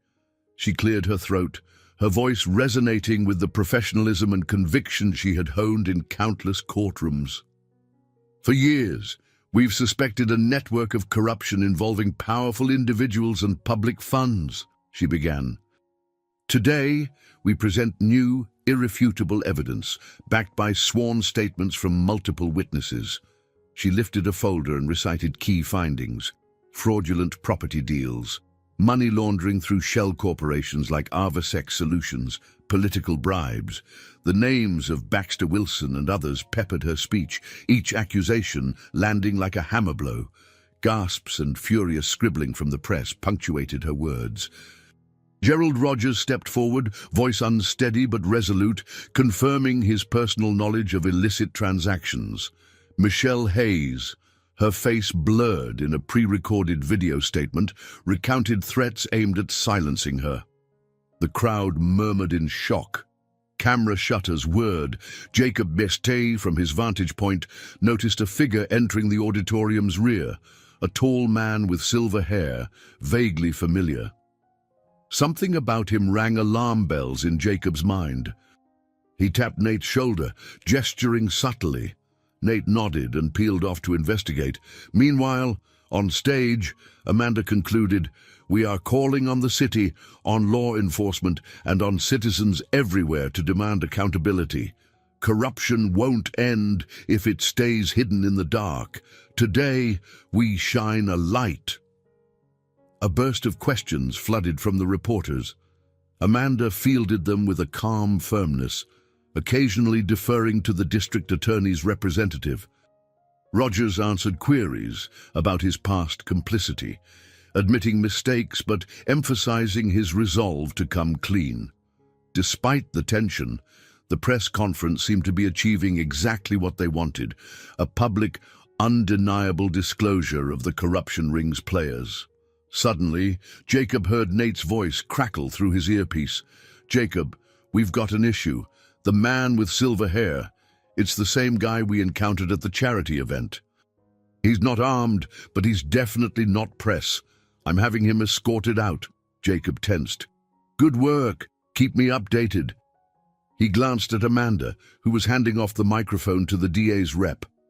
She caught his eye, a flicker of concern in her gaze.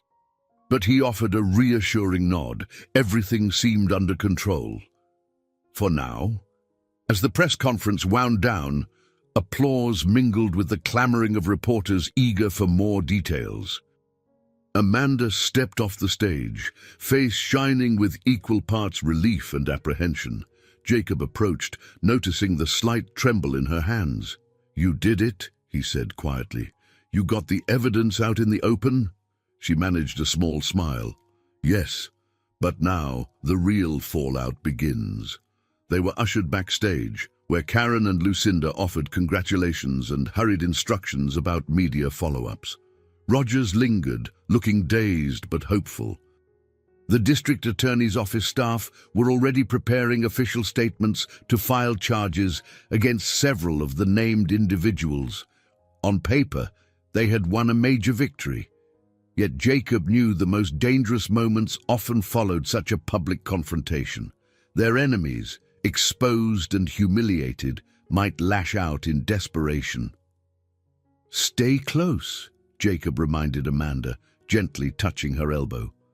"We're not out of the woods yet." She nodded, grateful for his steady presence. Reporters swarmed the stage, cameras flashing, but Amanda Collins and her team had made their stand. Whatever came next, there was no turning back. The flurry of post-conference activity descended like a storm. As soon as Amanda stepped off stage, a swarm of reporters pressed in, microphones thrust forward, voices battling to be heard. "Who else is implicated? Are you afraid for your safety? What legal repercussions do you anticipate?" Security personnel formed a human barrier, guiding Amanda and her team toward a private hallway. Jacob stayed at her side, gently but firmly parting the crowd. Cameras flashed, capturing Amanda's determined face, Karen's anxious gestures, and Jacob's intense vigilance. With her official testimony and the evidence laid bare, their fight had gone from covert threats to headline news overnight. Once they made it behind a locked door, Amanda leaned against the wall, catching her breath. Karen smoothed back her hair, while Nate and a pair of uniformed officers stood guard outside. "Are you okay?" Jacob asked, keeping his voice low. Amanda nodded, though her face was drawn. "I never realized how draining it would be to stand up there in front of everyone, naming these people publicly." Karen glanced at her phone. "We've already received calls from multiple media outlets requesting interviews. The story's blowing up online too. Hashtags with your name are trending." Amanda closed her eyes for a moment. "And Baxter Wilson." Karen's voice softened. "He's trending too, though I doubt in the way he'd like." "People are demanding his arrest." Jacob stiffened, recalling the silver-haired figure Nate had confronted. "We need to leave soon. Once Wilson's camp sees this, they might make a move. The safer we are, the better." Amanda pushed off the wall. "Agreed. Let's get back to the mansion. We can regroup from there." They exited through a rear entrance guarded by local police. A car pulled up, an unmarked SUV arranged for extraction. Jacob helped Amanda inside, with Nate taking the front passenger seat. Karen and Lucinda would follow in a separate vehicle. As they pulled away, Jacob scanned the side mirrors. The day was sunny and clear, but the tension inside the SUV felt thick. They weren't on the road long when Nate's phone buzzed. He read a text message, eyes darkening. "We have a tip from Paul," he said, turning to Amanda and Jacob. "A known associate of Baxter Wilson was spotted near the mansion about an hour ago." "Looking for me?" Amanda asked, a note of strain in her voice. "Probably," Nate replied. "Paul told him to leave the property, but the associate claimed he was just in the neighborhood. We suspect he was scouting." Jacob's jaw tightened. "We might be walking into a trap," Nate grunted. "Could be. We've got extra guards, but we should be prepared for anything." Amanda's features hardened. "It's too late to stay hidden. The press conference is done. The evidence is out. If Wilson or his cronies want a showdown, fine. We'll be ready." Jacob admired her resolve, but worried about the cost. They had pushed their enemies into a corner, and cornered adversaries were the most dangerous. "Just keep your guard up." No matter what. Arriving at the mansion, they were greeted by a swirl of activity. Additional security vehicles lined the driveway, and Paul stood on the front step, his phone pressed to his ear. He waved them in hurriedly. "We've had 2 suspicious vehicles cruise past in the last 15 minutes, Paul said, voice tense. "No direct confrontation, but they're definitely looking for a weakness." Amanda exhaled sharply. "Have we contacted the police again?" "On it," Paul replied, his eyes flicking from one face to another. "They're sending a patrol to maintain a presence, but I don't think Wilson's group will attack openly with that many uniforms around." Jacob noticed Amanda's hands trembling slightly as she set her briefcase down. He stepped closer, lowering his voice. "Let's get you inside." "You need a moment to catch your breath," she complied, her eyes betraying the stress that accompanied this new level of exposure. They retreated to the study, where Karen already waited, scanning updates on her tablet. Karen looked up, nodding grimly. "The media reaction is massive, Amanda. There's an outpouring of support from civic groups, and some politicians are calling for immediate investigations." Amanda sank onto the couch. "Good. That means they won't be able to sweep this under the rug, but it also means the people we exposed have nothing left to lose." Jacob perched on the edge of a nearby armchair. "Let's ensure we have a plan for every scenario. We've done the big reveal. Now we fortify until arrests can be made." Nate entered the study, arms folded. I've reorganized the security team. We'll have 3 guards patrolling outside, plus a rotating shift inside. No one comes near Amanda without clearance. Karen added, I've also arranged a safe room in the basement, reinforced doors, emergency phone lines, the works. If anything happens, we can get Amanda there quickly. Amanda looked from Nate to Karen, a flicker of gratitude in her eyes. Then she turned to Jacob. This feels surreal. I'm a lawyer. My battleground is the courtroom. Now, it's my own home that's turning into a fortress. Jacob softened his tone. It won't be forever. Once the authorities move in, we'll see progress. Our job is to keep you protected until that happens. A phone buzzed again, making everyone flinch slightly. Karen glanced at her screen. An email just came in from the district attorney's office. They're fast-tracking warrants for several figures. Could be out by tomorrow. A subdued sense of triumph rippled through the group, quickly dampened by the realization that the night might be perilous.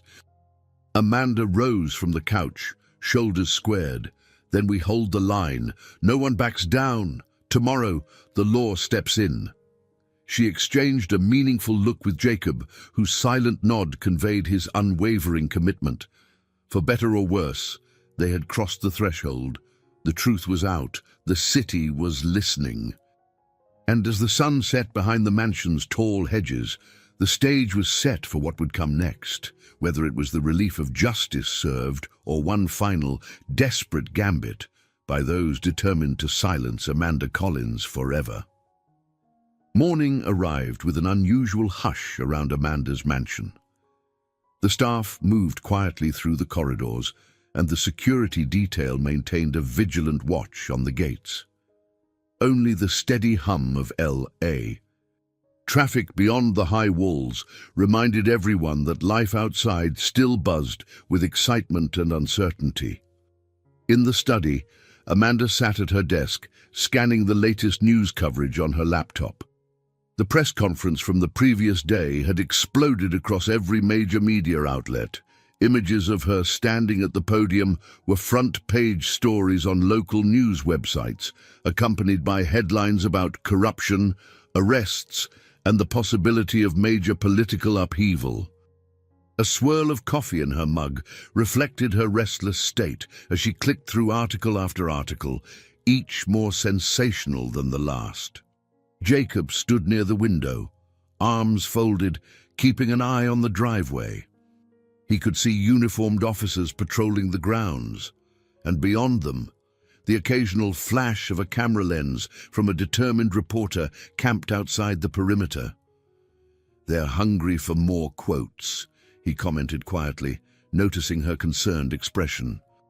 "That, or a dramatic angle for the evening broadcast." Amanda rubbed her forehead. "I'm just glad I'm not alone in this. The DA's office has stepped up too. They're making moves to secure warrants against the main players we named. If all goes well, Baxter Wilson might find himself behind bars soon." Karen walked in, tablet in hand.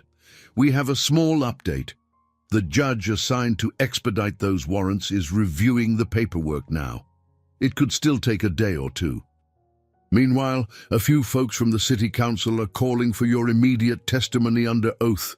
Amanda glanced at Karen. "They want me to appear at City Hall." Karen nodded. "Exactly. They're framing it as a chance for you to clarify the allegations. But it might be a trap for political theater or intimidation tactics, especially if any compromised officials are still lurking." Jacob moved away from the window. "You're not going anywhere without a solid plan." "We can't risk you walking into a hostile environment right now." Amanda nodded. "Agreed. Let's hold off on responding until we know who's backing that request. I'd like Paul to dig into which council members are pushing for it." Karen made a note on her tablet. "I'll get in touch with him right away." As Karen left, Amanda sighed, leaning back in her chair. The weight of the city's reaction pressed down on her. In her years of practicing law, she had never felt so personally exposed. There was a difference between representing a client and becoming the focal point of an entire scandal. "Every step feels like walking a tightrope," she murmured. Jacob approached her desk, resting a hand on its wooden edge. "We'll navigate it. The news coverage is definitely on our side. Public sentiment favors you.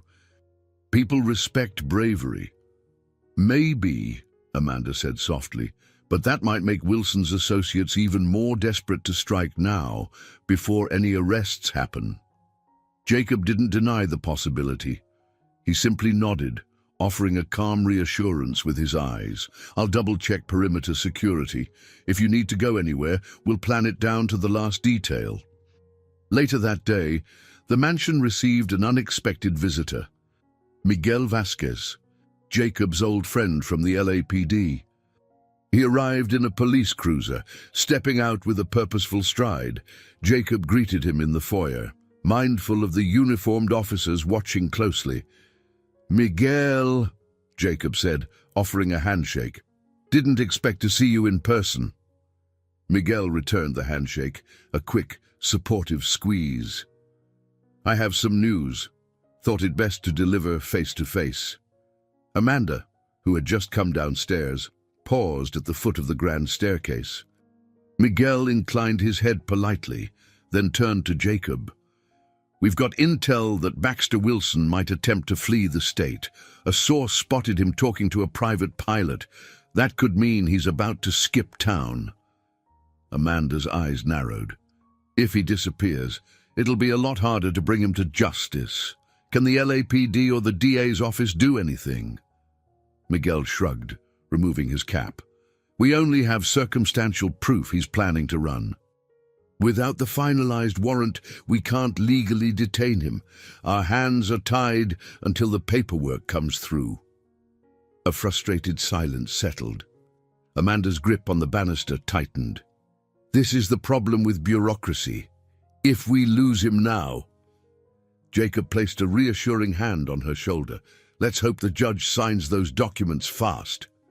Miguel glanced around, taking in the heightened security inside the mansion. "Looks like you've got quite the setup here." "Good. Keep it that way. The minute Wilson realizes you're close to shutting him down, he might lash out." Amanda thanked him, her expression resolute yet haunted by the possibility of losing her key suspect to an escape plan. After Miguel left, she retreated to the study again, flipping through phone messages and emails. Each unanswered ring or hastily written note reminded her that this entire effort could unravel if their enemies slipped away or struck back in one desperate maneuver. Jacob hovered near the doorway. "You're safe here," he reiterated. "We'll keep pressing. We might not control everything, but we can control how prepared we are." Amanda looked up from her desk, forcing a small nod. "Let's get in touch with Paul. See if he can confirm Wilson's whereabouts. We might need to take our own precautions if the law can't move fast enough." A flicker of determination revived in her eyes, and Jacob recognized the attorney who refused to back down in court. Whatever fears gnawed at her, Amanda Collins wasn't about to fold. She would fight for the city that was now turning its gaze upon her, counting on her to expose the ugly truth. And Jacob, having found a renewed purpose in her service, intended to stand at her side until the end, no matter the outcome. Late afternoon sunlight spilled through the mansion's windows as Paul returned with an update on Baxter Wilson's status. Huddled in the study, the core team, Amanda, Jacob, Karen, Nate, and Paul, listened intently as he shared everything he had discovered. "Wilson's definitely trying to secure a flight out of Los Angeles," Paul began, flipping open a laptop to show a map of a private airstrip near the coast. "We have partial confirmation he's in negotiations with a shady charter service. However, there's no direct evidence linking him to Avasec Solutions yet, at least not enough to trigger an immediate arrest." Amanda leaned against her desk, arms crossed. "Even if he flees, we have his associates to pursue. But capturing him in custody would be far more impactful." Karen frowned, reviewing notes on her tablet. I've contacted several journalists we trust. They're running with the story that Wilson is fleeing. Public outrage is growing." Paul arched an eyebrow. "Public outrage won't stop a plane from taking off." Jacob decided to break the tension by asking the next critical question. "What do we do if the authorities can't move quickly enough? Should we let them know about this runway?" Amanda's gaze shifted between the faces in the room. "We're talking about interfering with a possible escape. That's not exactly within our power. But maybe the district attorney's office can coordinate with the local police or even the FBI to monitor that airstrip." Nate spoke up in his usual no-nonsense tone. "We should also be prepared for retaliation. Wilson could send people after you as a diversion, giving him time to flee. Heightened vigilance around the mansion remains essential." Amanda rubbed her forehead. "Agreed. Let's keep a close watch until tomorrow morning. By then, we might have those official warrants." Night fell more calmly than anyone had expected. Still, inside the mansion, tension buzzed under each conversation. Over a quick dinner in the dining room, the team discussed everything from potential safe houses to rotating guard shifts. Harold Knight, Amanda's elderly groundskeeper and occasional driver, placed fresh linens in the guest rooms, preparing for the possibility of an extended siege. Even the usually unflappable household staff appeared on edge. After dinner, Jacob stepped out onto the mansion's veranda, needing a breath of fresh air. The sprawling backyard stretched into carefully manicured gardens, lit by discreet pathway lights. As he wandered, he heard footsteps behind him and turned to see Amanda approaching, a light shawl draped over her shoulders. "I needed a moment of quiet," she said softly, joining him in the mild evening air. "Inside feels stifling with all the stress." Jacob offered a small grin, leaning against the ornate railing. "Hard to believe we're in L.A., yet it's so peaceful out here. It feels like another world compared to what's happening outside these walls." Amanda turned her gaze to the moonlit garden, her expression thoughtful. "Sometimes I wonder if I've let my work consume me too completely. My home has become an office, a fortress, and now a stage for the city's biggest scandal." He didn't respond immediately, letting her words linger. The faint chirp of crickets filled the silence. Finally, he said, "Your work is important. Without you, these crimes might never have come to light." She gave a half-smile tinged with sadness. "But at what cost? My personal life is non-existent, and the stress on everyone around me is immense, especially you, Jacob. You left a quiet existence to dive back into danger." He shifted slightly, thinking about his former life as a cop and the drifting he had done afterward. "I wasn't exactly fulfilled as a night shift security guard. I think protecting you has given me a sense of purpose again. It reminded me there's a reason I joined law enforcement in the first place." Amanda tilted her head, studying him. "And how are you handling it emotionally? You've mentioned your past regrets, losing your partner. Is this dredging up old wounds?" Jacob exhaled, recalling the night his partner, Randall, had been shot. "Sometimes, but it also feels like redemption. I made mistakes, but now I'm doing what I can to make a difference. At least this time, I'm not alone in the fight."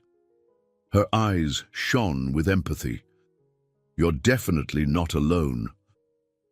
A mild breeze rustled the hedges, and they lapsed into a gentle hush, standing side by side under the starlight. Jacob felt a quiet bond forming, an understanding built not on words alone, but on shared fears and hopes. "We should get some rest," Amanda finally said, her tone warm but weary. "Tomorrow could be a pivotal day if the DA secures those warrants. Everything might change again." Jacob nodded. "I'll be up early, checking the perimeter. Let me know if you need anything during the night." She touched his arm lightly, a fleeting but genuine gesture of gratitude.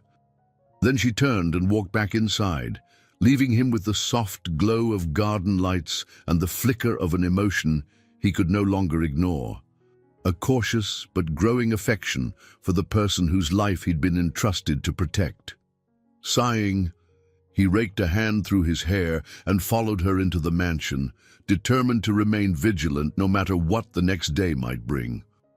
At first light, Jacob joined Karen and Nate in the security command room, a spare guest suite that had been turned into a surveillance hub.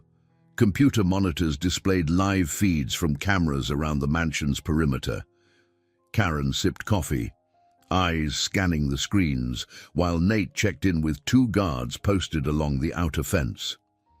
So far, no sign of suspicious activity, Nate reported, rubbing the back of his neck. We're getting partial updates from the DA's office. Warrants are still pending a final signature. Karen blew out a breath.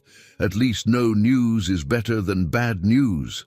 Jacob frowned slightly, recalling the sense of urgency around Baxter Wilson's rumored escape. We should keep an eye on that airstrip. Any new intel from Paul?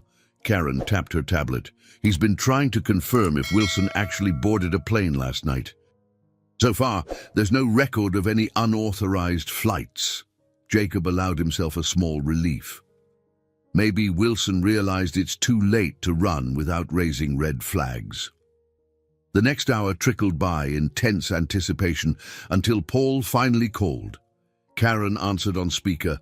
Paul, any breakthroughs? Paul's voice crackled through. Yes. The warrants are officially signed. The DA's about to dispatch teams to pick up everyone named, including Baxter Wilson. He'll also ask for assistance from state or federal agents if needed. Karen flashed Jacob and Nate an excited grin. Jacob gave a brief nod, but caution still lingered. That's a big step, Paul. Any sign of pushback from inside the system? A pause on the line. Not so far. It's possible the corrupt insiders are scrambling for cover. Anyway, it looks like they'll try to arrest Wilson today. I'll keep you posted. The call ended, leaving the 3 of them feeling a surge of optimism, tempered by the knowledge that a cornered figure might lash out. Word spread quickly through the household. Staff members, who had grown accustomed to a climate of hushed fear, brightened at the possibility that the worst might soon be over. Amanda, after speaking with the DA herself, retreated to the study with a trembling smile, phone still in hand. Jacob found her there, pacing by the window. She turned at his arrival. They're going for Wilson today. This is the moment we've waited for. He caught the anxiety in her eyes, hidden just beneath her hopeful tone. We'll stay on high alert. If he tries anything, we'll be ready. She nodded, pressing her phone to her chest. I'm already drafting statements in case the media wants an immediate reaction once they announce his arrest. Karen appeared in the doorway, carrying a folder. Amanda, I have a request from the local law school. They want you to speak in a virtual guest lecture about this case. They say it would be an invaluable lesson for aspiring attorneys. Amanda looked momentarily taken aback. A guest lecture.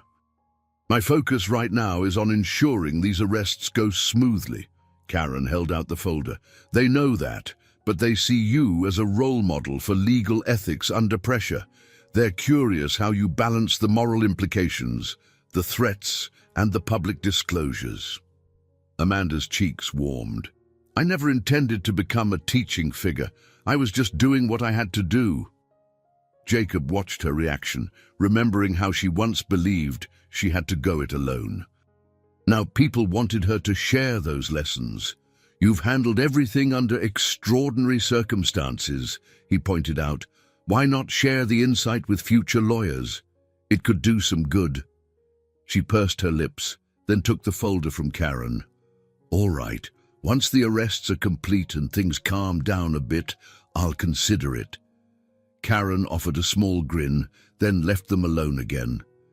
Amanda stared at the folder, a reflective look crossing her features. Funny how life turns out, she said quietly. A few weeks ago, I was just a lawyer with a big case. Now I'm part of a story people want to learn from. Jacob stepped closer. You showed everyone that standing up for what's right still matters. That's a lesson worth sharing, she nodded, placing the folder on her desk.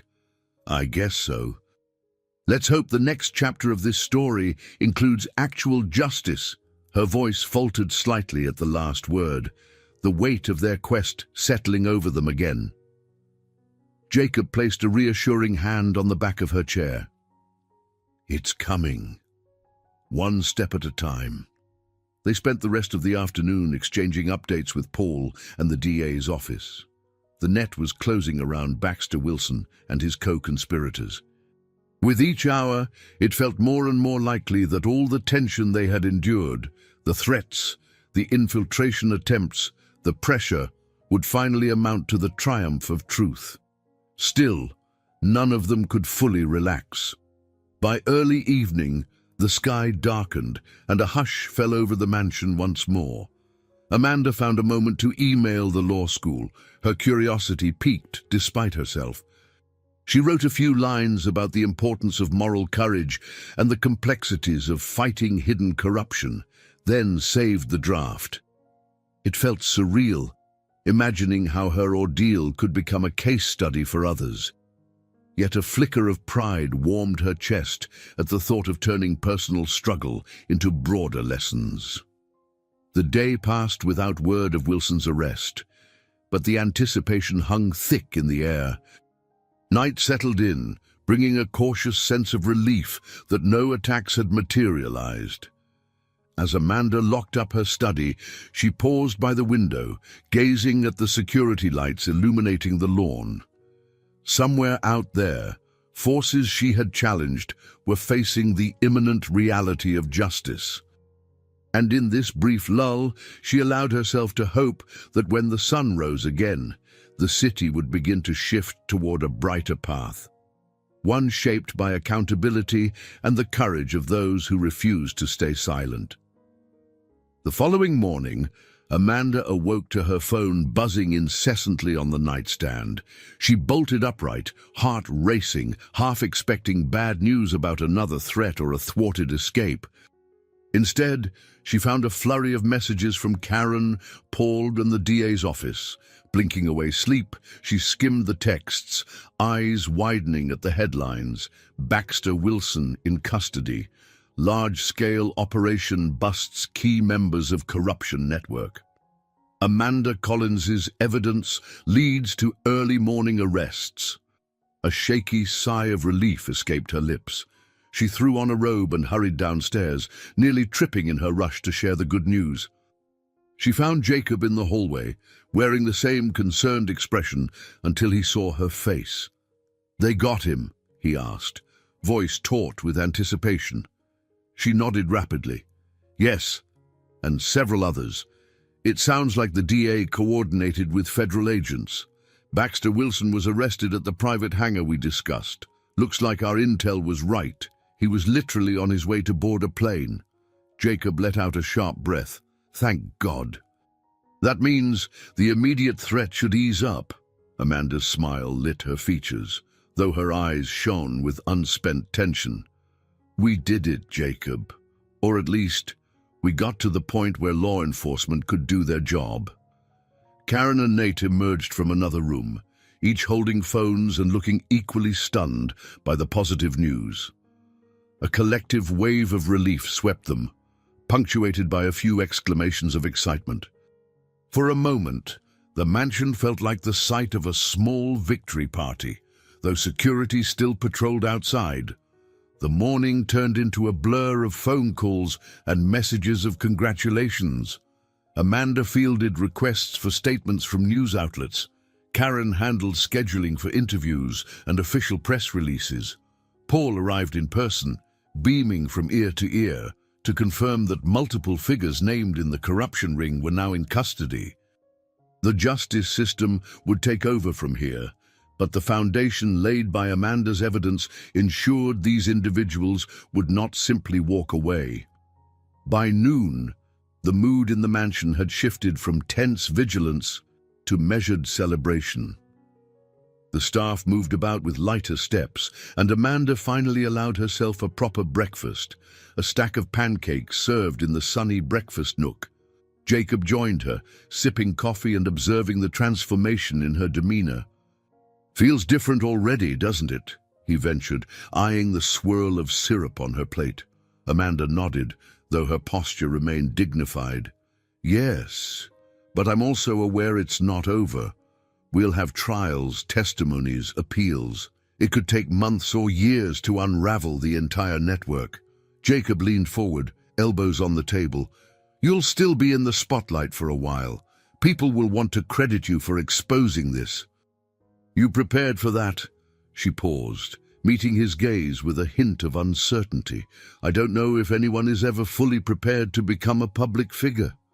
But I'm determined not to lose sight of who I am, or the work that remains." He reached out, resting a comforting hand over hers for a brief moment. "Then you'll handle it. You've proved your strength over and over."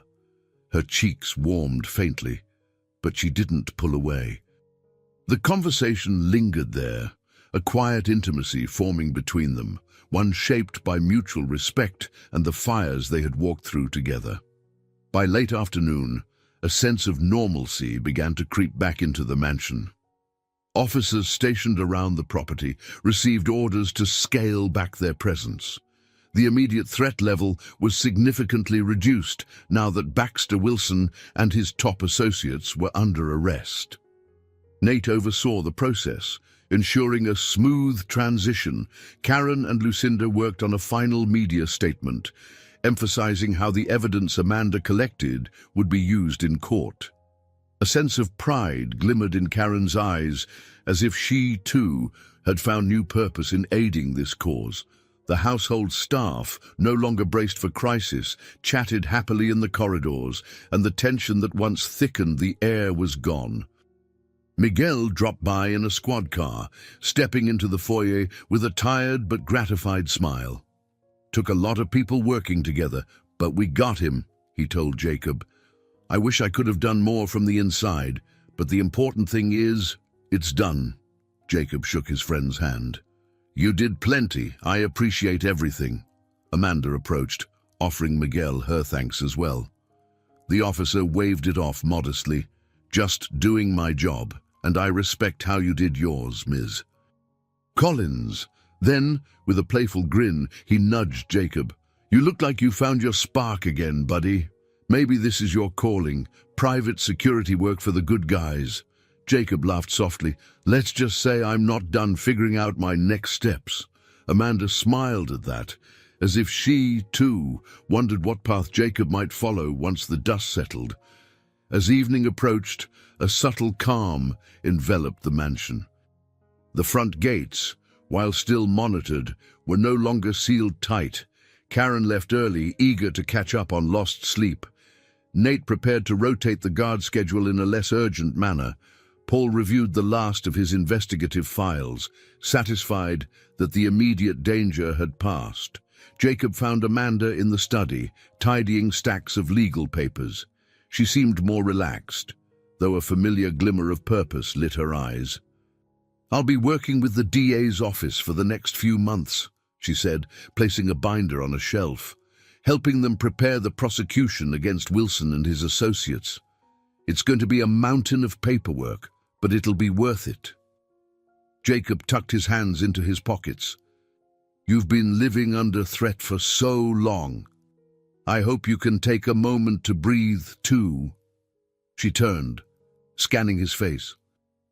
"I will. And I also plan to do that guest lecture at the law school. It seems right to pass on what I've learned about justice, perseverance, and the cost of standing up to corruption." He nodded, a faint, genuine smile on his lips. "You'll inspire a lot of people." Stepping closer, she studied him for a quiet beat. "And what about you, Jacob? You came here to protect me, but it feels like you did a lot more than that." He shrugged, remembering the man he was before all this, haunted by guilt, aimless. "I don't have all the answers. But I know I'm not the same person I was.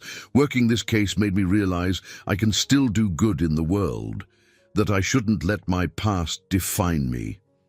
She nodded, understanding reflecting in her eyes. Whatever path you choose next, I want you to know you're always welcome here, whether I need your protection or just your company. A soft warmth passed between them. Then, with a shared sense of having reached a threshold, they turned toward the corridor, the hush of the mansion embracing them.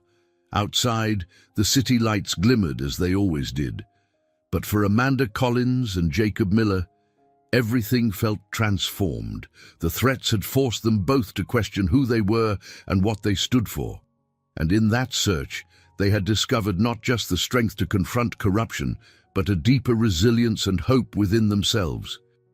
They walked side by side, leaving the study's light behind, each step echoing with the quiet promise of renewal. No final words were spoken. Their story was still unfolding, shaped by the trials they had overcome and the possibilities that lay ahead. I hope you enjoyed today's story. Subscribe to the channel so you don't miss more stories like this. Leave a like and comment below what you thought of the story. See you in the next video.